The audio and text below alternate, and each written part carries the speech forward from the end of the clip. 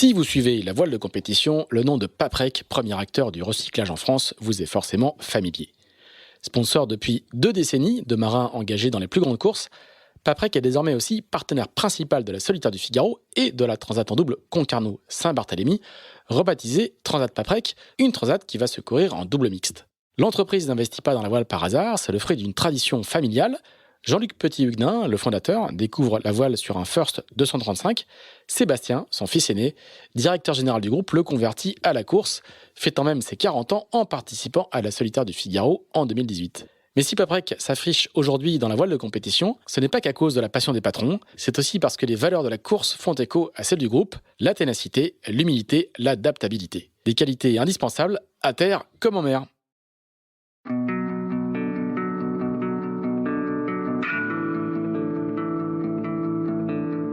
Bonjour, vous écoutez Into the Wind, le podcast des marins qui font des phrases.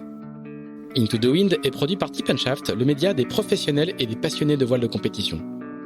Tip & Shaft, ce sont 2 newsletters hebdomadaires, en français et en anglais, des podcasts, des événements, des formations ainsi qu'un festival du film et un studio de production de contenu que vous pouvez retrouver sur tipandshaft.com. Je suis Pierre-Yves Lautroux et je vous souhaite la bienvenue dans ce nouvel épisode d'Into the Wind. Bonjour Éric Bellion. Salut Pierre-Yves Lautroux. Eh ben merci beaucoup de nous recevoir à Port-la-Forêt. J'étais en train de dire que c'était le Saint des Saints, tu vois. on va l'évoquer un petit peu plus tard. C'est une très belle journée d'été. Il y a déjà plein de touristes qui sont arrivés en Bretagne. Il y a ton bateau. On voit de ton bureau, on voit le mât carbone de ton nouveau bateau. Donc c'est l'occasion parfaite que tu nous racontes un petit peu où est-ce que tu en es. Il est magnifique, mais il est très différent des autres. Parle-nous un peu on n'a pas vu beaucoup de photos de navigation, sauf si je ne m'abuse, j'en ai pas vu. C'est normal parce qu'on a fait 3 navigations. Voilà. Depuis qu'il est à l'eau. Alors donc, comment il est Raconte-nous comment il est. Il est génial. Il est fabuleux. Alors ouais, il est complètement différent des autres bateaux neufs puisque c'est le premier bateau neuf depuis très longtemps sans foil. Mm-hmm. Depuis 2012 en fait. Hein. Et donc c'est un SCO à foil droit parce que maintenant on dit plus de dérive. Dans le novlangue de l'IMOCA, et c'est un bateau qui pour moi ressemble beaucoup à une bécane, à une moto. Et il a une allure très, très ramassée, très un peu bodybuildé. Exactement. Ouais. Il me plaît beaucoup. Je suis très amoureux. Très amoureux. Et les sensations alors, c'est quoi les sensations toi qui as navigué sur des bateaux plus datés, on va dire. Ouais, écoute, c'est le 3e IMOCA sur lequel je navigue. Donc ça va beaucoup plus vite. Donc déjà ça vient. Ça traîne beaucoup moins d'eau. Et surtout, il est facile à aller vite. Donc pour faire un réglage, pop, il accélère. Il est très léger. Et donc les premières sensations, c'est la facilité, le peu de traînée et l'agilité, quoi. Il est facile. T'as beaucoup raconté que tu avais une relation particulière avec des bateaux, en tout cas le bateau sur lequel tu as fait le Vendée Globe, on y reviendra aussi. Tu lui parles, ouais. Tu lui parles beaucoup, tu le remercies, tu l'encourages. Quel type de relation tu sens que tu vas avoir avec celui-là ? Alors déjà, je commence à voir que c'est une âme féminine. Très bien. L'autre, c'était un mec ? Roy, c'était un mec, ouais. C'était vraiment le marquisien. C'était vraiment une âme assez virile. Là, c'est plutôt une âme féminine. Et écoute, ouais, alors c'est drôle. Hein. Donc, je vais commencer à dire elle, d'ailleurs. Hein. Non, c'est plus, comme le font les Anglais. Hein. Ouais, she. Ouais.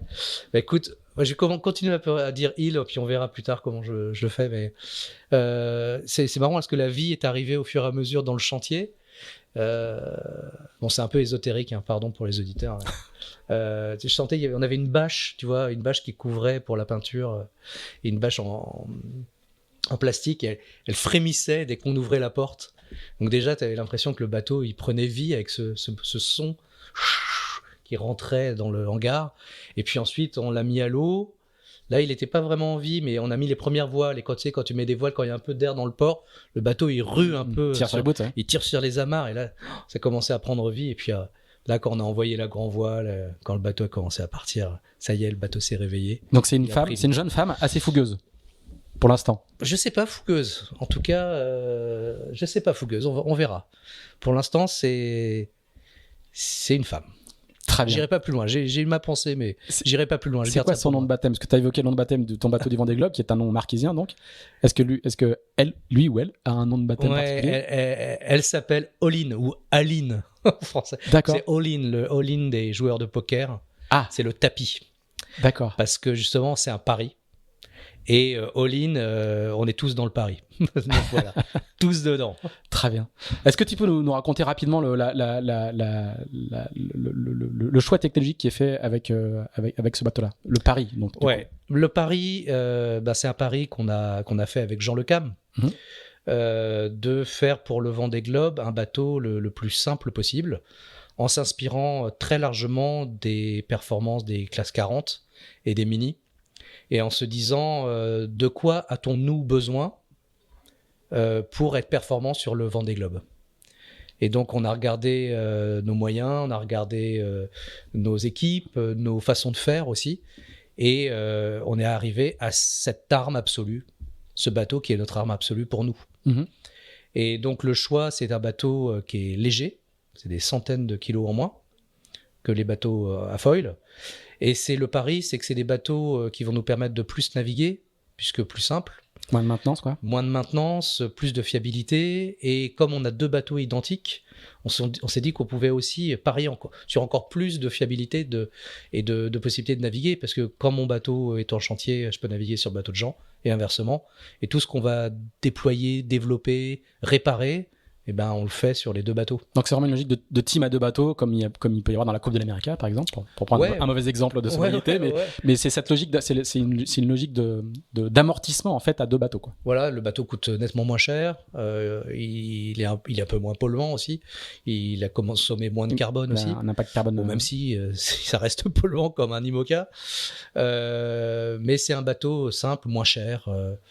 Plus adapté, on va dire, à notre type d'équipe et de façon de faire. Moins cher, juste pour donner un ordre de grandeur à nos auditeurs, je crois que dans une excellente interview à l'excellent média Tip & Shaft, je crois que tu évoquais la somme de 5 millions d'euros, c'est ça? Ouais. Et sur un IMOCA moderne, on est un peu... Ah oui, tout compris, quoi. Tout compris, c'est-à-dire que tu pars naviguer. Le bateau a les voiles, il a tout. La voile électronique, à moins de 5 millions d'euros, ouais. On est plutôt sur 7 voire 8. Parfois 9. Voilà, pour certains. Voilà. Donc on voit l'écart, hein, il est quand même gigantesque. Il est gigantesque. Ouais. Est-ce que le fait de faire 2 bateaux aussi permet de diminuer les coûts? Nettement, puisque même moule. L'outillage est le même, l'architecte est quasiment le même, parce qu'il y a des droits sur le deuxième bateau. Et puis après, c'est tout ce que tu prends un peu plus de bateau un peu plus de temps sur le bateau 1, mais tu le gagnes sur le bateau 2. Toutes les petites pièces qu'on a construites, on l'a fait en double exemplaire. Donc tout ça, ça fait gagner vachement de temps en fait. Plus quand le bateau de Jean sera à l'eau, ce qu'on appelle dans le monde anglo-saxon le two-boat testing, c'est-à-dire la navigation à 2 bateaux qui peuvent être extrêmement précieuses. Ah bah c'est sûr, surtout avec un gars comme Jean. Voilà. Je pense qu'on va être bien, on va être très bien. Et le bateau de Jean, il est prévu pour quand? Le bateau de Jean, il va arriver fin juillet ici. D'accord. Et il sera mis à l'eau au courant septembre. D'accord. Là, il fait pas la Jacques Vabre, hein. Il va faire retour à la base, mais il fera pas la Jacques Vabre, ou il aura... Faut que tu lui demandes. Ouais. J'ai cru comprendre que c'était un peu chaud en termes de timing. Mais bon, c'est à voir. C'est le jeu. C'est quoi ton programme? Juste avant qu'on commence à enregistrer, tu me disais que le Fastnet, ça allait être un peu short en termes de timing. Ouais, le bateau est pas totalement prêt, ou du moins, avec Martin Le Pape, qui est mon co-skipper, on en a causé un peu ensemble. On pourrait aller faire la course, mais on serait pas compétitif. Donc on s'est dit, il vaut mieux là qu'on se mette pas dans le rouge, qu'on prépare bien le bateau, qu'on prenne le temps de naviguer dans des conditions qu'on a choisies, et pour être prêt pour plus tard. Donc la prochaine course, ce sera le défi Azimut. Défi Azimut, très bien. Dans la course au 1000 qui agite beaucoup l'IMOCA, parce qu'il y a vraiment beaucoup de concurrents, et il y a pour l'instant eu peu d'abandon sur la course vers le Vendée Globe. Ouais. Toi, t'es comment? Le bateau est un bateau neuf, donc tu rentres dans le quota bateau neuf, tout ça se sécurise à peu près? On a les questionnements sur 11 Hour, qui n'en sont plus vraiment, mais a priori, il va y avoir un bateau neuf de plus que les wildcards. Pour être transparent vis-à-vis des gens qui nous écoutent, hein, le bateau qui a gagné The Ocean Race, qui n'était pas forcément prévu dans la prochaine ranking list du Vendée Globe, devrait l'être, et c'est un bateau neuf, donc il rentre dans le fameux quota des bateaux neufs. Voilà, parce qu'il a été mis à l'eau après le Vendée Globe, le dernier Vendée Globe. Et donc, effectivement, il y a un bateau neuf qui ne va pas avoir de wildcard. Donc ce bateau neuf, il va devoir se qualifier comme les bateaux d'occasion.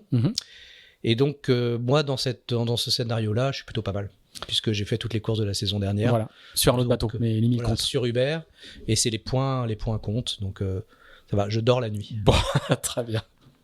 Eh ben super. Alors je me posais la question de savoir si on parlait de la genèse du projet maintenant, mais je préfère qu'on la fasse après parce que Comme tu veux. On va voir que sur ton parcours, ce retour au Vendée Globe est surprenant quand on t'a entendu dire c'est bon, une fois suffit. Donc je préfère qu'on le fasse dans la projection du Vendée Globe qu'on traitera probablement au milieu du podcast.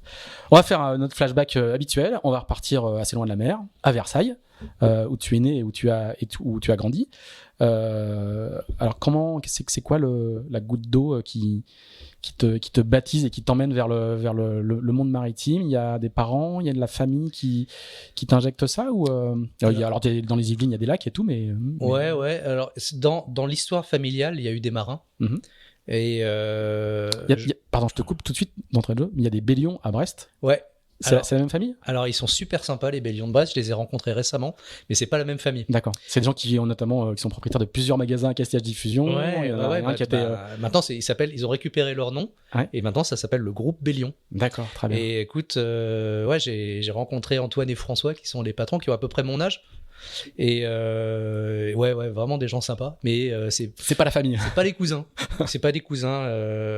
peut-être très éloignés, de toute façon. Voilà, il y a peu de Bélions, mais là les Bélions de Brest, nous on est les Bélions de Rennes. Très bien, voilà. D'accord. Alors du coup, c'est quoi qui est le responsable? Peut-être c'est mes grands-parents paternels qui, je pense, m'ont raconté des histoires. Ma grand-mère avait dans sa famille des officiers de la marine nationale, des marins, et elle en parlait avec beaucoup d'émotion.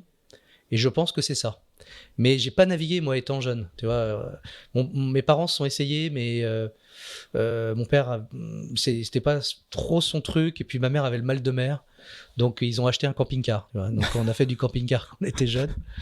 Et puis moi en fait ça m'a toujours fait rêver et je ne saurais pas le dire pourquoi. Je pense que je voyais ça comme l'endroit où peut-être on devient un homme. Tu vois, peut-être que ce truc-là, d'ailleurs qui m'a poursuivi très longtemps. C'était les vrais hommes, c'était ceux qui partaient en mer. Et donc j'étais un petit garçon qui lisait beaucoup. Dans ma mansarde à Versailles, tu vois, dans la maison familiale, et j'ai lu mais tout ce qui tombait sous la main comme bouquin de mer pour la petite. Sans pratiquer quoi. Sans pratiquer du tout. Ouais. Donc une mer vraiment imaginaire quoi. Totalement imaginaire. Dans ma chambre, t'as un garçon qui lisait beaucoup dans son lit. Et je me souviens qu'il y avait un libraire rue de Montreuil, tu vois, qui était la rue perpendiculaire à la mienne, à Versailles.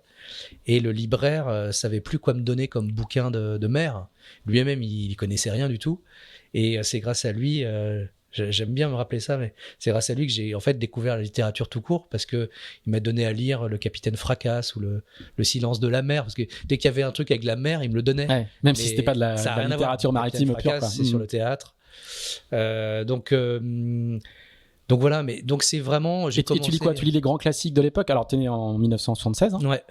Donc c'est aussi une époque où pour le coup, la littérature maritime, notamment de voyage, est très développée. C'est beaucoup moins le cas aujourd'hui. Ah bah ouais. Et il y a des livres mythiques qui ont forgé des générations de marins. Tu lis cela? Tu lis Moitessier? Ouais. Tu lis Janichon, Damien, voilà, tout ça? ma première grande découverte, ma première grande claque, c'est Janichon. D'accord. C'est Damien. Il faut t'expliquer un petit peu. Là, pour le coup, nos auditeurs, Damien, les plus jeunes d'entre eux, savent même pas ce que c'est. Ouais, à la fin des années 60, t'as deux gars qui s'appellent Jérôme Poncet et Gérard Janichon qui se sont lancés sur un tour du monde qui a duré 5 ans, je crois, sur un bateau qui s'appelle Damien. Et ils ont fait un tour du monde absolument remarquable, qui encore aujourd'hui et serait juste fou, puisqu'avec ce bateau de 10 mètres, ils sont allés d'abord au Spitzberg, puis après aux Antilles, dans le Pacifique, et dans l'Amazone. Ils ont remonté l'Amazone, pardon, et ils sont allés en Antarctique, ils sont allés en Géorgie. Et moi, le passage qui m'a le plus marqué, c'est quand ils traversent justement pour aller en Géorgie du Sud, cette petite île qui est à peu près à la latitude du Cap Horn en Atlantique Sud. Et en fait, ils chavirent. Et à un moment, et c'est la nuit, et le bateau chavire et il se remplit d'eau parce qu'il ne se remet plus à l'endroit. Et tu vois, j'ai les frissons. Tu vois, la littérature, c'est fou, quoi. Et là, Jérôme et Gérard se serrent dans les bras, ils sont dans le noir, ils vont mourir, ils sont gelés dans l'eau, le bateau coule. Et Gérard dit à Jérôme, pas de regret, pas de regret. Et là, alors, moi, je suis parti là-dedans, j'ai adoré ça. Et pour ceux que ça intéresse, il y a une BD qui est sortie, le Damien, qui est incroyable. Excellent. C'est vraiment une manière d'accéder à cette littérature-là qui est vraiment sympa. Et pour la petite histoire, j'ai eu la chance de faire un livre avec Gérard Génichon, qui est devenu un copain. Et quelle aventure extraordinaire. Et donc, c'est juste, c'est vraiment un tour du monde d'exploration et de voyage. C'est pas du tout un tour du monde de performance. Donc, toi, ton univers à toi, il n'est pas du tout dans le sport, on est d'accord, hein? Alors, oui et non. Je vivais donc à Versailles, boulevard de Lesseps. Et figure-toi que le boulevard de Lesseps, il y a une petite rue qui s'appelle la rue de la Bonne Aventure, où il y avait les éditions Penduic. Ah, ça c'est quand même un truc tout s'explique. Complètement fou. Et donc Gérard Petitpas avait ses bureaux à 50 mètres de chez moi. D'accord. Et souvent le mercredi, il y avait une grosse voiture qui s'arrêtait et c'était Éric Tabarly. Très bien. Qui venait aux éditions Penduic, et ils avaient un magasin qui s'appelait le magasin de la mer, où ils vendaient des bricoles de la mer. Et donc j'avais aussi cette figure, Éric Tabarly, qui venait chez moi à Versailles, quelque part dans mon jardin, quoi. Et non, j'ai lu beaucoup, j'ai lu les éditions Artaud, j'en ai bouffé, les histoires de Chichester, de Romy Knox Johnson, j'ai lu un peu tout ce qui touchait à la mer, mais Garneret aussi, toutes les grandes époques de la marine à voile, tout ce qui touchait à la mer et au bateau, en fait, me faisait rêver et m'embarquait complètement, et encore aujourd'hui. Et à quel moment tu convertis cette voile et cette mer imaginaire en pratique? À 15 ans, où j'avais du mal à supporter ma famille et mes parents, tu sais, l'adolescence, là. Surtout je te rappelle qu'on voyageait en camping-car. Donc dans un endroit plutôt encore plus petit qu'un bateau, de croisière. Et mes parents étaient super, hein, ils nous ont fait voyager partout en camping-car, c'était vraiment extraordinaire. Mais c'est vrai qu'à 15 ans, ça devenait pesant pour un adolescent. Et j'ai eu la chance d'avoir un copain qui avait un petit bateau du côté de Granville. Et donc j'allais passer mes étés chez lui et on allait naviguer sur ce bateau qui était un First 21 ou 22, je sais plus. Et là, on a fait les Anglo-Normandes, on s'est baladé. Et moi, je le tannais à chaque fois pour qu'on aille en mer. Et là, j'ai découvert que l'environnement marin, la mer, c'était encore plus que ce que je pensais. Parce que c'était plus grand que ton imaginaire. Ouais, c'était encore plus grand. Ça, c'est assez rare. Ouais, c'est fou. C'est rare que la réalité soit plus forte que ce qu'on a imaginé. Surtout vu tout ce que tu as lu, quoi. Ouais. Mais parce que je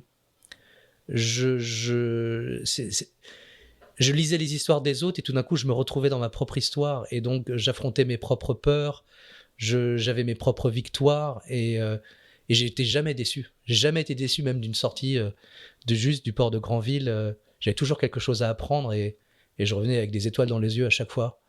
Et ce rapport qui est toujours aussi été un rapport assez lié à la peur, ouais.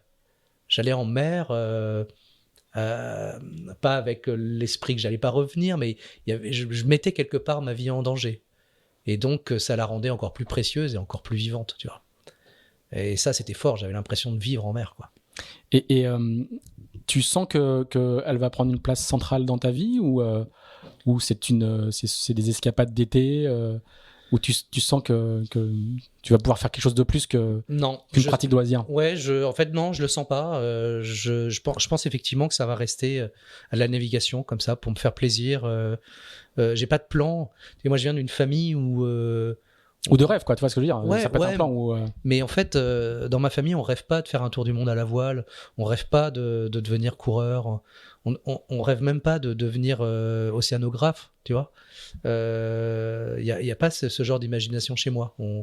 D'ailleurs, j'ai fait une école de commerce avec une prépa, etc. parce que je voulais faire plaisir à mes parents. Mais je savais pas qu'on pouvait faire d'autres choses dans sa vie. Donc j'avais pas d'idée de pouvoir en faire plus que ça. Et en fait, toute la magie de la vie, c'est la rencontre. Et c'est parce que j'ai rencontré deux gars pendant mon école de commerce, pendant mes études, alors que j'aurais dû rencontrer plutôt un métier. Et j'ai rencontré deux mecs avec qui je me suis dit, tiens, je vais faire le tour du monde à la voile. Alors, on va y venir.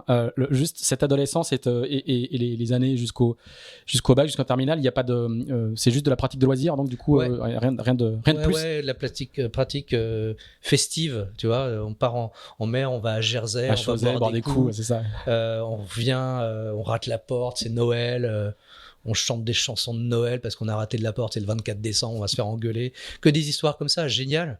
Mais voilà, c'est la voile, la voile aventurière du vacances et du week-end.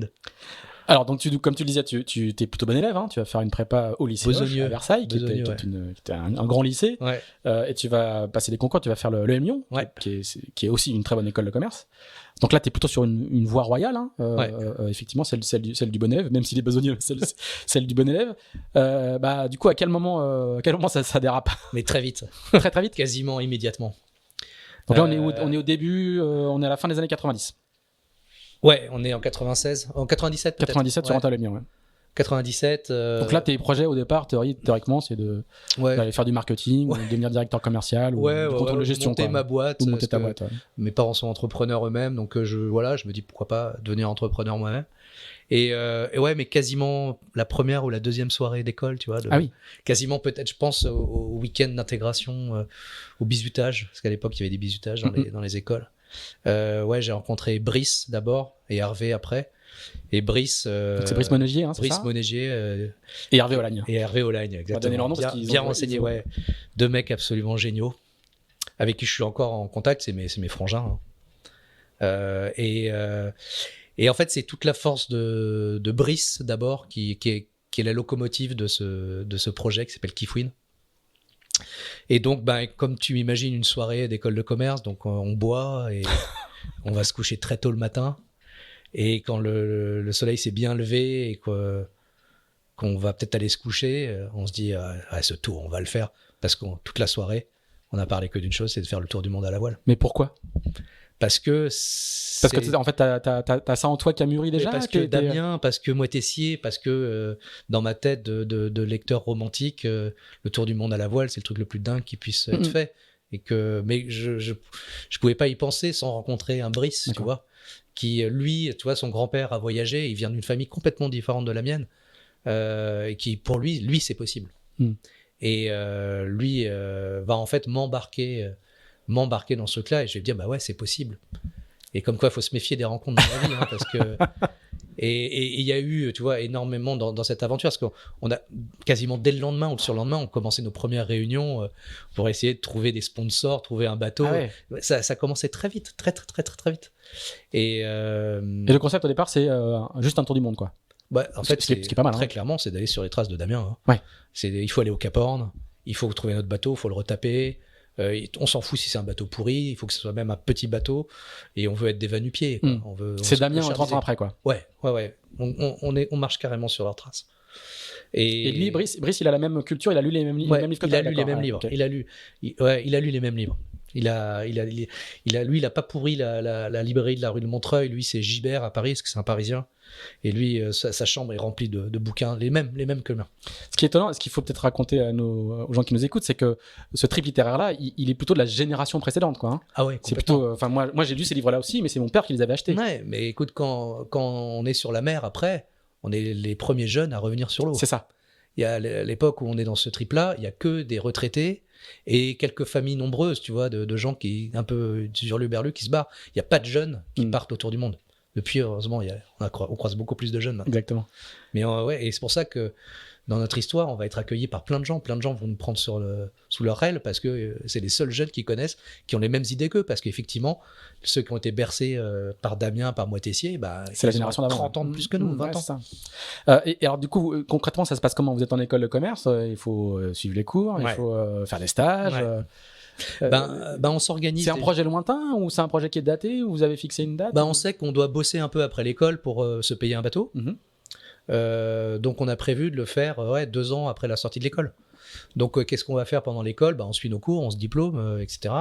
On va essayer. C'est long quand même, il y a 3 années de scolarité. 4 ans, parce qu'en plus on fait des césures dans des entreprises. Mais ce qu'on se dit, c'est pendant ces 4 ans, on va essayer de naviguer un maximum ensemble.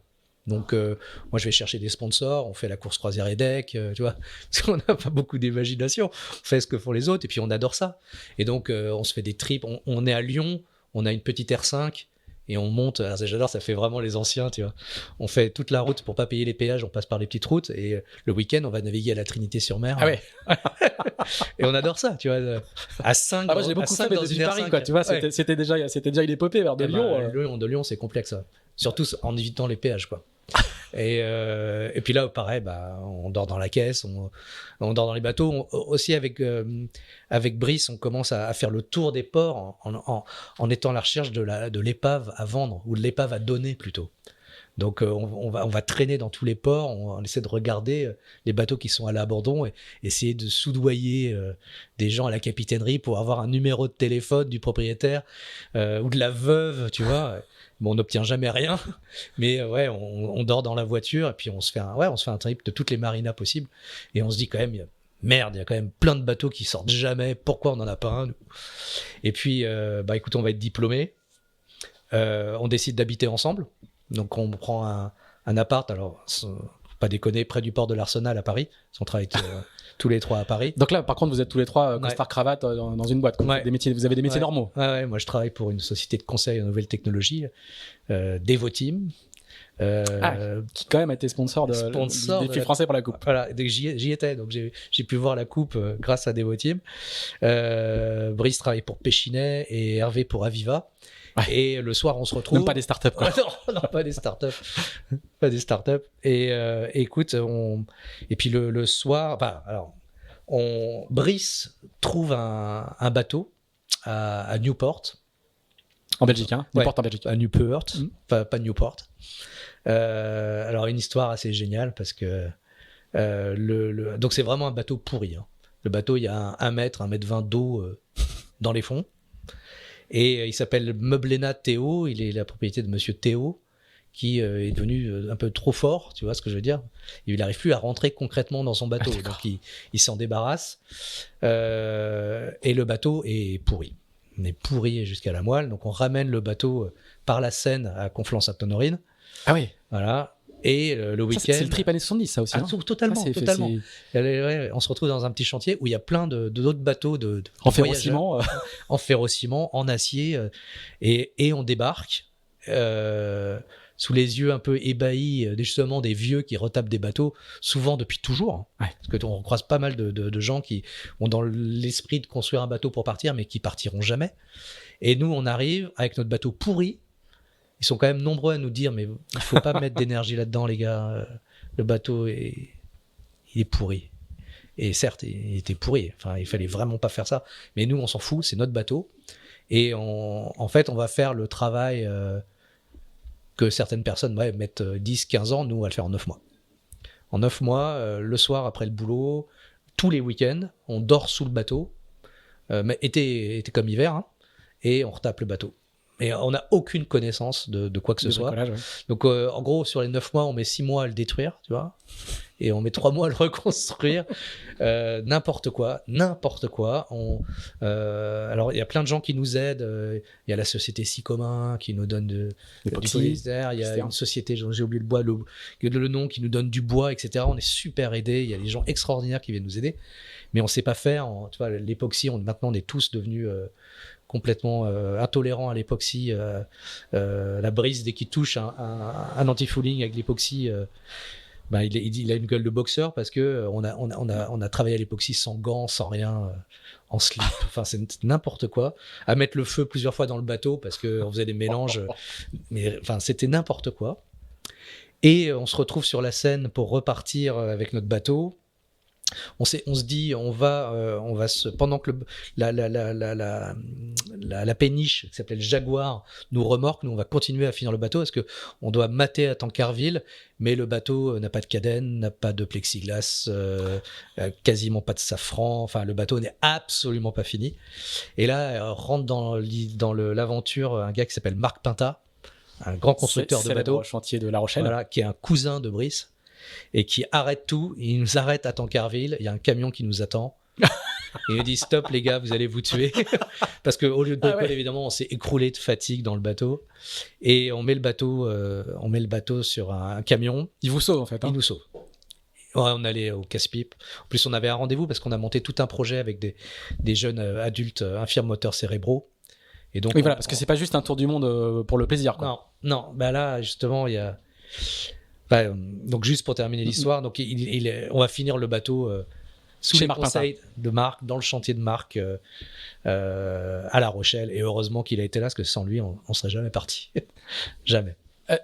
Raconte-nous pourquoi il y a une cause, on dirait aujourd'hui, dans un projet, dans la novlangue Ouais, exactement, que tu évoquais. Ouais. Qu'est-ce qui vous amène à rajouter cette couche-là sur votre projet? Bah, c'est important parce que cette aventure, elle est initiatrice à plusieurs niveaux. Donc niveau parce que c'est l'aventure qui va me sortir de mon milieu, et puis niveau aussi parce que c'est l'aventure qui va me faire ouvrir les yeux sur d'autres personnes que moi. Et il se trouve que Brice, encore lui, a 2 cousins infirmes moteurs cérébraux. Et quand on est en train de préparer notre bateau est toujours aussi pourri, on est complètement à la ramasse, mais on se dit, on a 25 ans, on va vivre le rêve de notre vie, il faut qu'on le raconte. Tu vois, c'est juste resté là. Et il a ses 2 cousins, Romain et Clément, et on se dit, on va raconter à Romain et Clément qui pourront jamais voyager, puisqu'ils sont nés handicapés, avec des handicaps très lourds. On va leur raconter l'histoire. Et puis en fait, il n'y a pas que Romain et Clément, il y a 45 jeunes dans une association qui s'appelle Passerelle, qui construisent leur propre centre de vie du côté de Paris, parce qu'il y a un gros manque de centres de vie en France. Donc là, c'est des 45 familles qui se sont mises ensemble pour créer leur centre de vie où iront les enfants quand ils seront adultes. Et donc on rencontre ces familles, ces 45 jeunes, on leur propose de suivre l'aventure avec nous, virtuellement, avec des textes, des photos, etc. Et quand on fait cette proposition, Brice, Hervé et moi, on se regarde, on se dit mais on peut pas vivre notre aventure et eux les laisser à terre, quoi. Alors déjà qu'ils voient le monde à travers un écran, on peut pas rajouter, tu vois, une pierre dans le mur d'injustice, quoi. Donc on se dit une seule folie, on va les faire venir. Et donc on monte tout un projet pour en faire venir déjà 5 sur la Guadeloupe, puis on arrive à en faire venir 5 sur Tahiti, etc. Et on a fait venir les 45 tout autour du monde, avec un projet qui est au début du crowdfunding, parce que le crowdfunding n'existe pas. Donc on a monté, on a appelé une banque, alors je sais plus quelle banque c'était, et c'est pas bien parce que c'est une banque qui nous a permis de faire des... Sache que chaque invité d'Into the Wind cite les banquiers qui l'ont aidé, quoi. Écoute, là je me souviens plus de la banque, mais c'est une banque qui nous a permis en fait que dès que quelqu'un mettait 1 euro pour faire avancer le bateau virtuel, on le récupérait. Et nous on a fait le tour du monde, on a fait 50 000 milles autour du monde. Mais le bateau virtuel a fait 1 fois le tour du monde, 2 fois le tour du monde, 3 fois le tour du monde. D'accord. Qui nous a permis de faire payer, de faire fonctionner, de faire venir ces jeunes gracieusement. C'était une aventure incroyable. Et alors, vous, à La Rochelle, le bateau, vous finissez de le préparer. Alors, ouais. À La Rochelle, t'es pas n'importe où non plus. T'es dans le fief de Damien. Ouais, dans le fief de Damien. Damien est parti de là. Et puis, je suis chez Marc Pinta, quoi. Et Marc Pinta, il a préparé le bateau d'Isabelle Autissier, par exemple. Isabelle Autissier, et tous, ils sont passés là. Et puis, Marc et Nathalie Pinta, ils ont des albums de souvenirs, tu vois, papier, comme ça, chez des grands-parents, chez tes parents.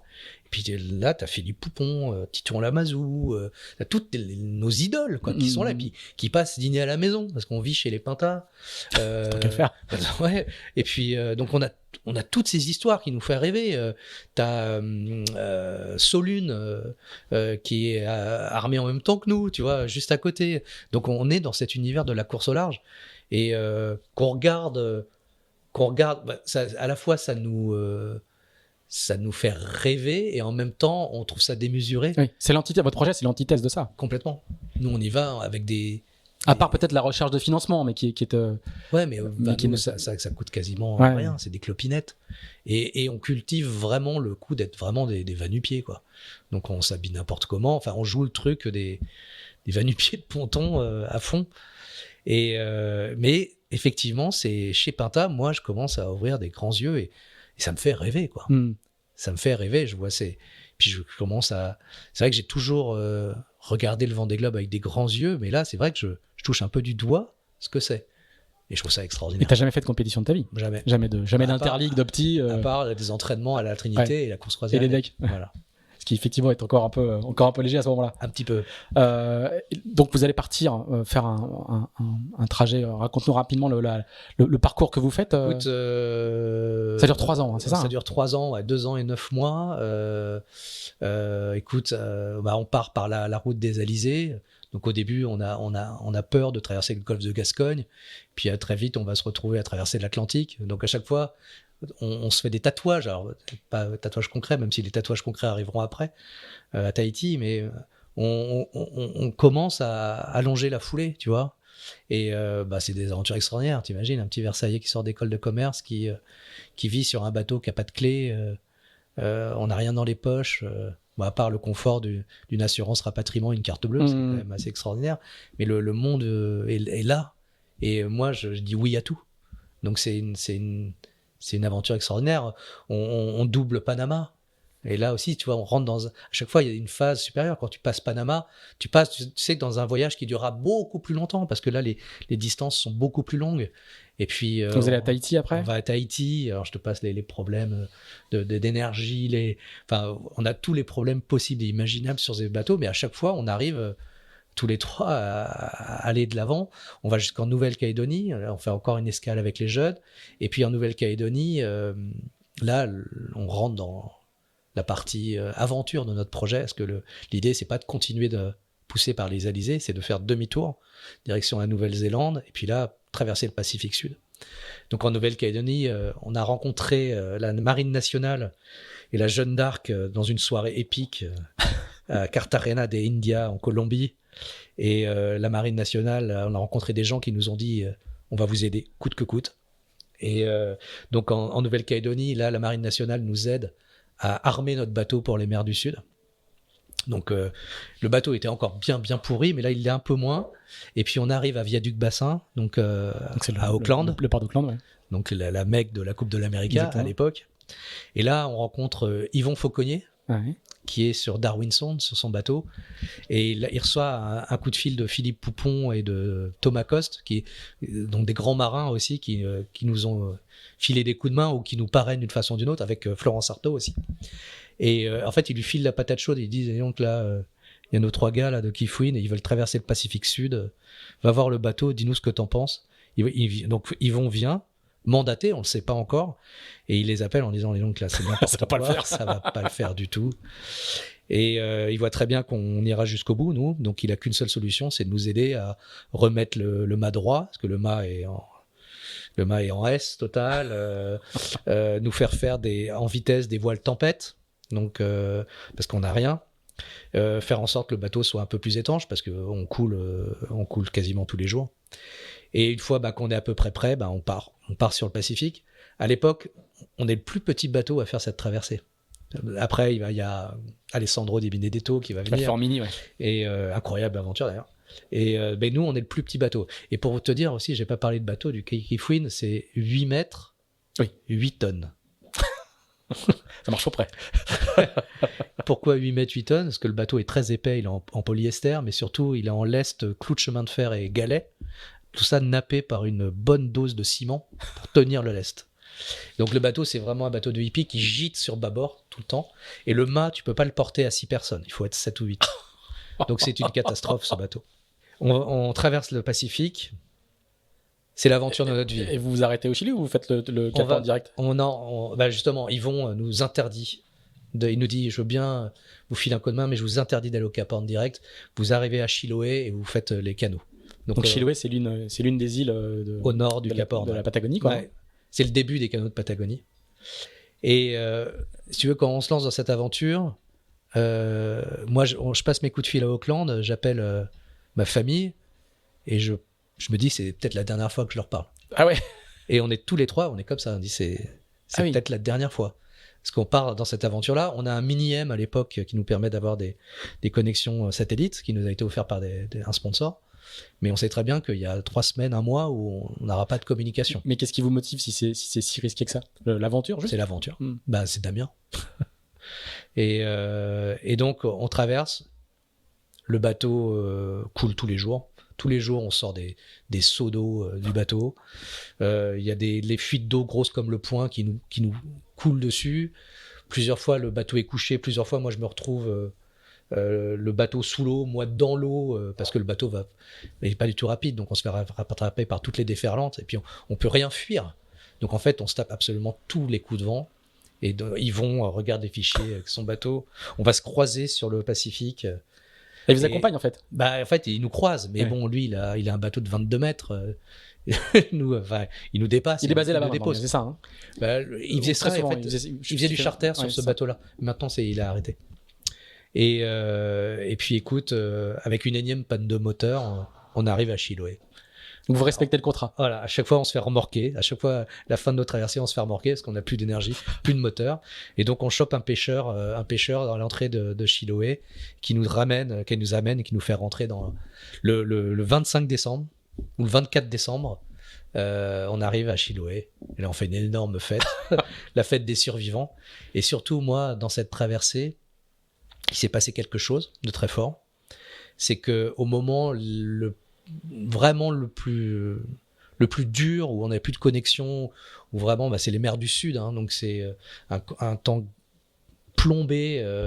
Il y a eu un lever de soleil tout au fond, le soleil qui a pointé. On voyait pas le jour depuis des jours et des jours, et il a illuminé tout le ciel qui était vraiment ardoise. Et là, je me suis dit au fond de moi, si l'homme le plus riche du monde arrive tout de suite en hélicoptère là et me dit je te donne toute ma fortune pour être à ta place, je l'enverrai se faire foutre. Je dirais jamais. Et là, je réalise que je suis à ma place. Et que je suis à ma place. Tu te souviens de ce jour précis, de ce moment précis. Et parce que je sais que. Et je suis là au cœur de ma peur, en fait. Parce que. Et je veux être nulle part d'autre que là. Et c'est un moment, moi, qui me guide très, très fort dans ma vie, quoi. Et écoute, voilà, on arrive. Vous allez faire le Horn, quoi. On va descendre les canaux de Patagonie. On amène notre bateau au Horn. Là, moi, j'annonce à mes amis que je vais débarquer. Allez. Parce que je suis tombé amoureux à Tahiti d'une jeune femme qui va devenir ma femme. Mais c'est comme dans les livres, quoi. Comme dans les livres. C'est comme dans les livres. Ouais, c'est comme incroyable. dans les livres, ouais. Et donc, je remonte en France pour me marier.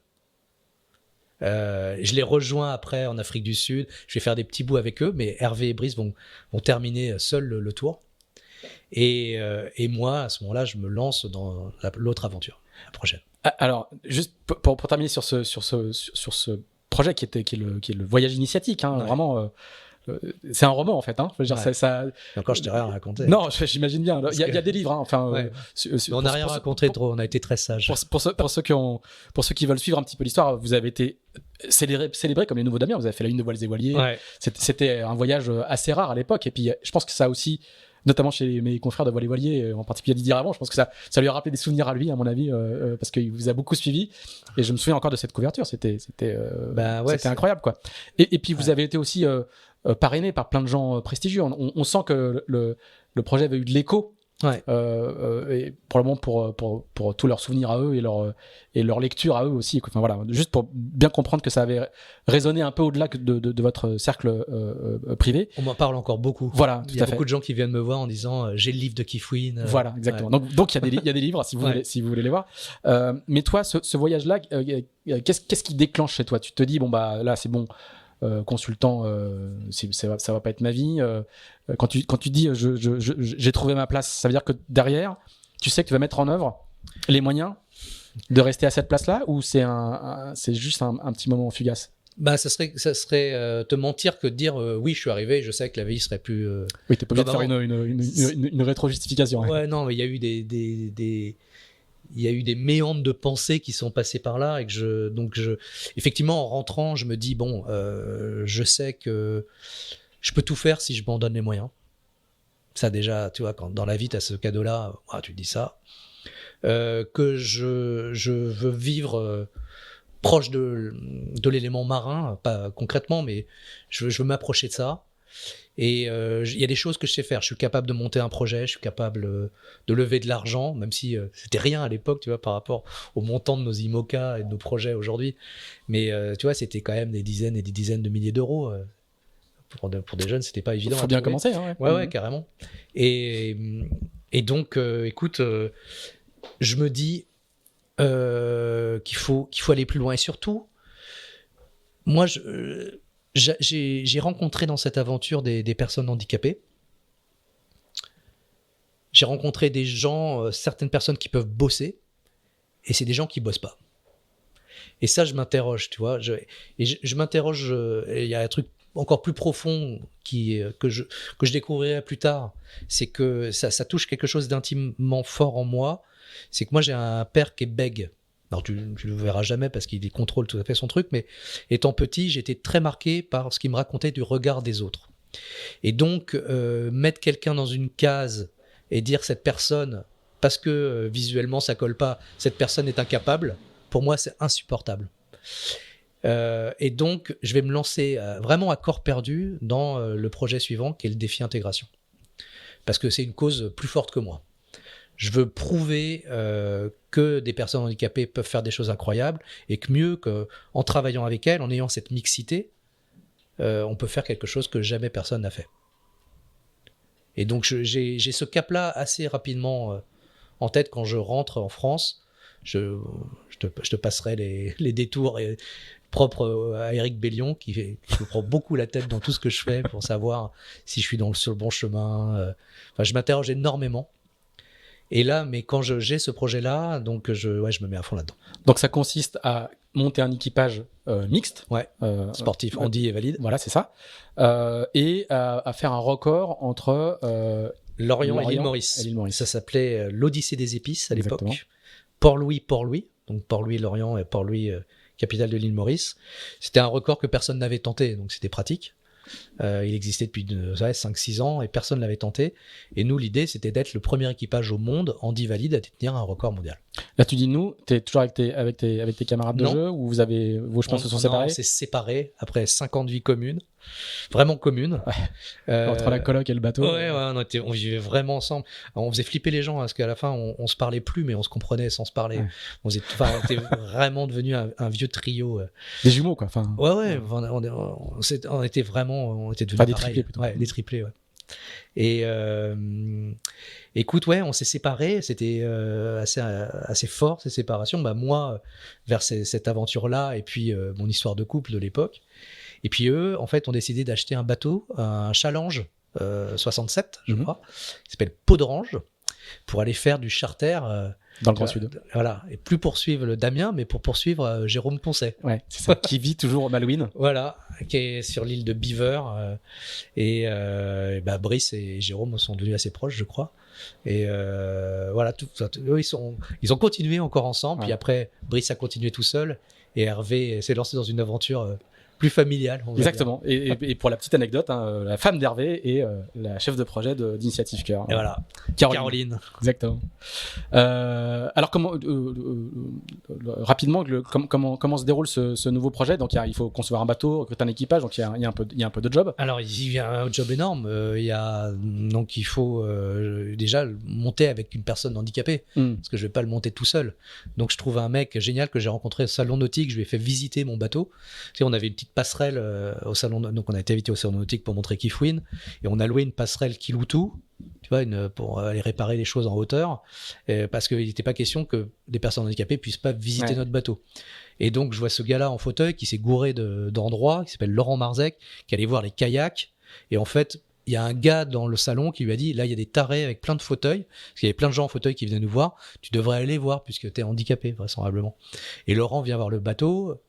Laurent, je le fais rentrer dans Kifwin, puis il me raconte son histoire. Laurent drague une fille sur une plage de Méditerranée, et tous ses copains ont fait des sauts un peu bizarres dans l'eau, et lui il se dit, je vais faire le saut de l'ange. Le problème c'est que il part de la plage, et donc il va se fracasser le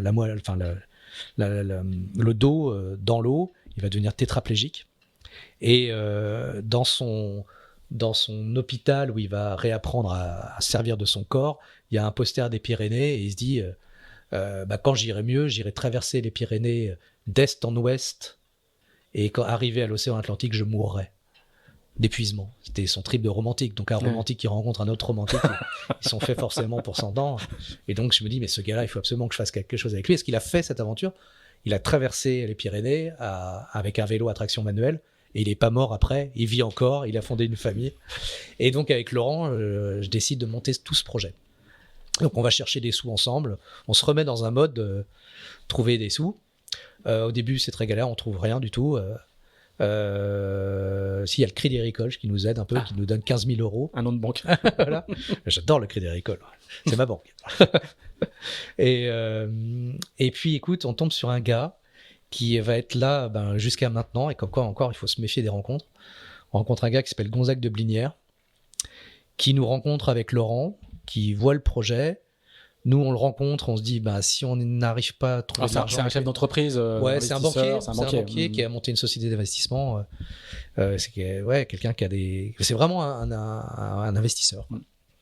Et Gonzague, il voit que s'il nous aide pas maintenant, on arrête ce projet-là. Il veut que ce projet arrive et il va faire un truc qu'il a répété dans le futur, c'est qu'il va nous donner la moitié du bateau, comme un bon investisseur, en disant je vous donne pas assez pour le projet, mais trop pour arrêter. Donc on est coincé. On a juste assez pour acheter le bateau, pas assez, bref. Et donc on achète le bateau, on se lance, on trouve un bateau chez Marc Pinta, un Rome 50 qui est pas fini. Quelqu'un qui a acheté le bateau, qui a été blessé après, et que le bateau est là, il n'est pas fini, et donc il faut finir le bateau et puis l'adapter. Et donc là, on se dit, comment on fait ? Moi, je demande à un ergonome de nous aider pour faire un projet. Très vite, l'ergonome me dit que le projet n'est pas faisable parce que de toute façon, il faut un bateau de secours. Parce que si le premier bateau coule, parce que là on parle de personnes handicapées quand même, il faut des aménagements très chers, qu'il faut un bateau de 30 mètres en fait, parce que notre bateau de 15 mètres ne suffira jamais. Donc en gros, le projet est infaisable, ou alors à prendre le risque de le faire sans filet, quoi. Donc je jette le rapport, je me dis on va être nos propres experts, et on commence avec Marc, avec Eric Ansval, qui est un architecte naval, avec Isabelle Autissier. On commence à essayer de trouver des solutions. Et très vite, on se rend compte que notre problème majeur étant d'amener les équipiers à la manœuvre, il faut tout simplement inverser le truc et amener la manœuvre aux équipiers. Donc on trouve un système de plan de pont assez sioux où sur un siège pivotant, on peut faire plusieurs choses sur le bateau. On peut toujours se déplacer sur les fesses. On a toujours une poignée, une sangle qui nous permet de nous maintenir. Et pour la petite histoire, on est invité encore une fois au Salon Nautique de Paris. Par Pierre, alors j'ai oublié son nom, il est décédé depuis, incroyable Pierre, qui était le régisseur du Salon Nautique, et qui nous invite encore. On pose le bateau devant l'entrée du Salon Nautique, avec une rampe d'accès. Cette fois-ci, on a bien prévu le truc pour que tout le monde puisse le voir. Et là, la découverte, c'est que tous ceux qui viennent voir le bateau, ils sont des milliers, c'est tous ceux qui passent pour le Salon Nautique, nous disent attends, moi je voudrais la même chose sur mon bateau. Parce que tu te sens en sécurité sur notre bateau, parce que on a accepté une contrainte que personne n'a acceptée. On parle des valides là du coup. Ouais, des valides, tout le monde. En fait, sur un bateau, tout le monde est handicapé. En fait, dès que la mer commence à gonfler, que le vent monte, bateau agité. Voilà, t'as besoin de te tenir, tu circules sur les fesses, t'essaies de te tenir comme tu peux, et t'essaies de faire un maximum de choses sans te déplacer. Donc en fait, notre contrainte nous a permis d'innover, et ça, c'est une grande découverte pour moi. Et donc voilà, on fait l'ergonomie du bateau, le bateau est prêt. On se fait aussi entraîner par la Marine nationale. On va faire des stages au C100, au centre d'entraînement à la survie et au sauvetage de l'aéronautique navale. Parce que moi, j'ai plein de gens qui me disent quand même que je vais finir en prison à faire des conneries comme ça. Parce que les personnes handicapées n'ont pas leur place au large. Oui. Donc moi, je passe des nuits blanches en me disant, mais Eric, tu vas finir en prison. Et si on coule, comment on fait ? Parce que, vas-y, va élitreiller. Ils peuvent probablement, pour la plupart d'entre eux, pas nager. Non, ils peuvent pas nager. Et puis, va élitreiller un tétraplégique, quoi. Ouais. Tu vois, tout ça, voilà, c'est très très complexe. Et il y a plusieurs fois des gens qui m'ont dit, mais le fais pas. Et tu vois, c'est un truc que j'ai aussi en moi, c'est que je sais qu'à chaque fois que je fais des trucs que j'ai jamais fait, il y a toujours, ça cristallise toutes les peurs autour de moi. Et je dis souvent, moi je préfère être seul, mais quand je fais un projet, je suis moins que seul, parce que j'ai la peur de tout le monde, quoi. Donc on se fait entraîner par la Marine nationale, donc tout se passe bien jusqu'au moment où on décide de naviguer ensemble, et là c'est l'enfer. La pratique se confronte à la théorie. Ouais, c'est l'enfer. L'équipage prend pas, il y a une ambiance de merde, horrible. D'entrée de jeu ? Ouais, d'entrée de jeu. Si tu veux, j'ai un des équipiers qui me dit attends, tu vas voir, je vais te couper les jambes, tu vas voir ce que ça fait. Un autre qui me dit de toute façon, c'est toi l'handicapé, c'est pas moi, je vais te prouver tous les jours que c'est moi. Et puis mon second aussi, il a pas envie d'être second, hein. Il aimerait bien être skipper. Il a sa façon de voir les choses, à tort ou à raison. Et donc, en fait, je me suis rendu compte que j'ai fait une erreur extraordinaire, c'est que j'ai recruté 3 sportifs handicapés et 3 sportifs marins, et que j'ai décidé que c'était eux pour ces raisons-là, alors que j'aurais dû recruter 6 marins qui voyaient le projet de la même façon que moi. Et que dans ces 6 marins, il pouvait y avoir 3 sportifs handicapés et 3 sportifs valides. En fait, j'ai raté le plus important, c'est si on partageait le même fondamental sur ce projet-là. Donc, résultat, quand je suis arrivé à l'île Maurice, moi, je me dis, mais plus jamais je monte des projets comme ça. C'est terminé, c'est beaucoup trop difficile. Tu le fais quand même, quoi. On fait le record. Du premier au dernier jour, ça va être dans le dur, quoi. Moi, je lâche jamais rien. Non, parce que les problèmes vont être réglés avant le départ, mais quasiment tout juste avant le départ. Déjà, Laurent, avec qui j'ai monté le projet, il m'annonce qu'en fait, il déteste la mer et les bateaux. Il avait extrêmement peur. Grégory, qui a des problèmes d'infection urinaire, à qui on a demandé de se faire traiter avec des antibiotiques très lourds, décide d'arrêter son traitement, mais qui veut qu'on l'embarque quand même. Enfin, tout ça mis bout à bout. Il y a un moment, Laurent débarque, Grégory débarque, Olivier, qui est un équipier aveugle, embarque pour remplacer Laurent. Alors là, t'imagines pas ce qu'on m'a dit quand j'ai dit qu'à bord avait un équipier aveugle. Tout le monde m'a dit que j'allais le tuer. Et puis on arrive au bout, quoi. On arrive au bout. En 68 jours, hein, c'est ça ? 68 jours.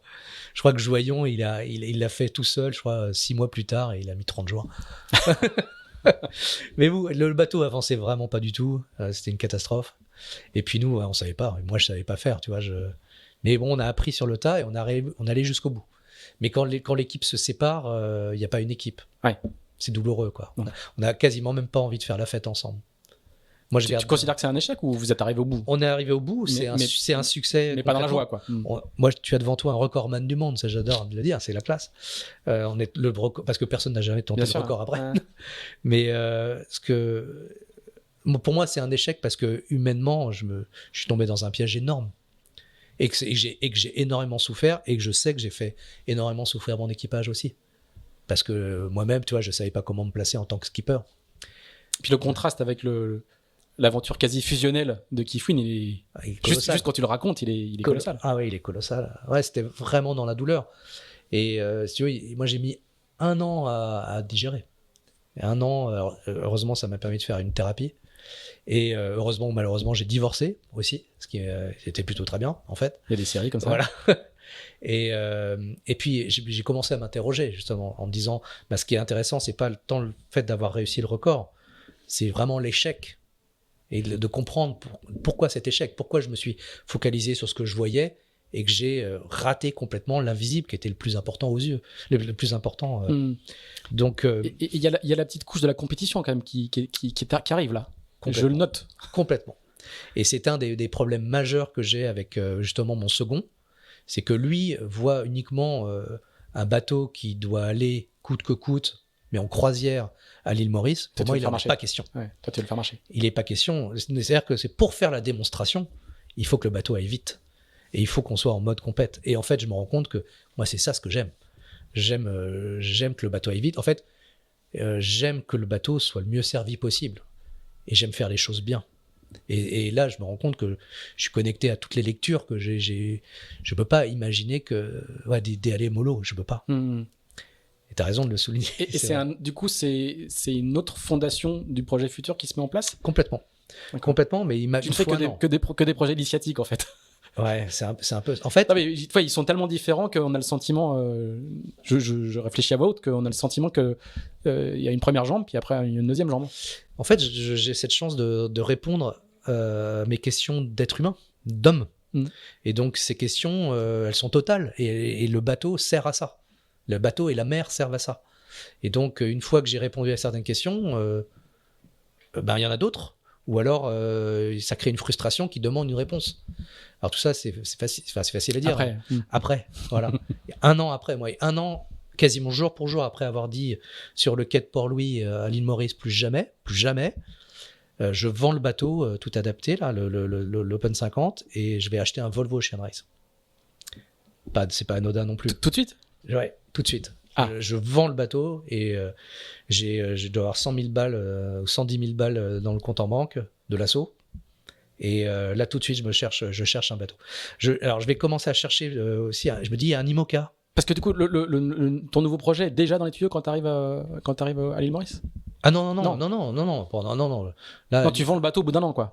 Quand j'arrive à l'île Maurice, après, je vais passer tout seul 5 jours à Rodrigue. Et là, je me dis, je vais faire du mini, je vais être tout seul.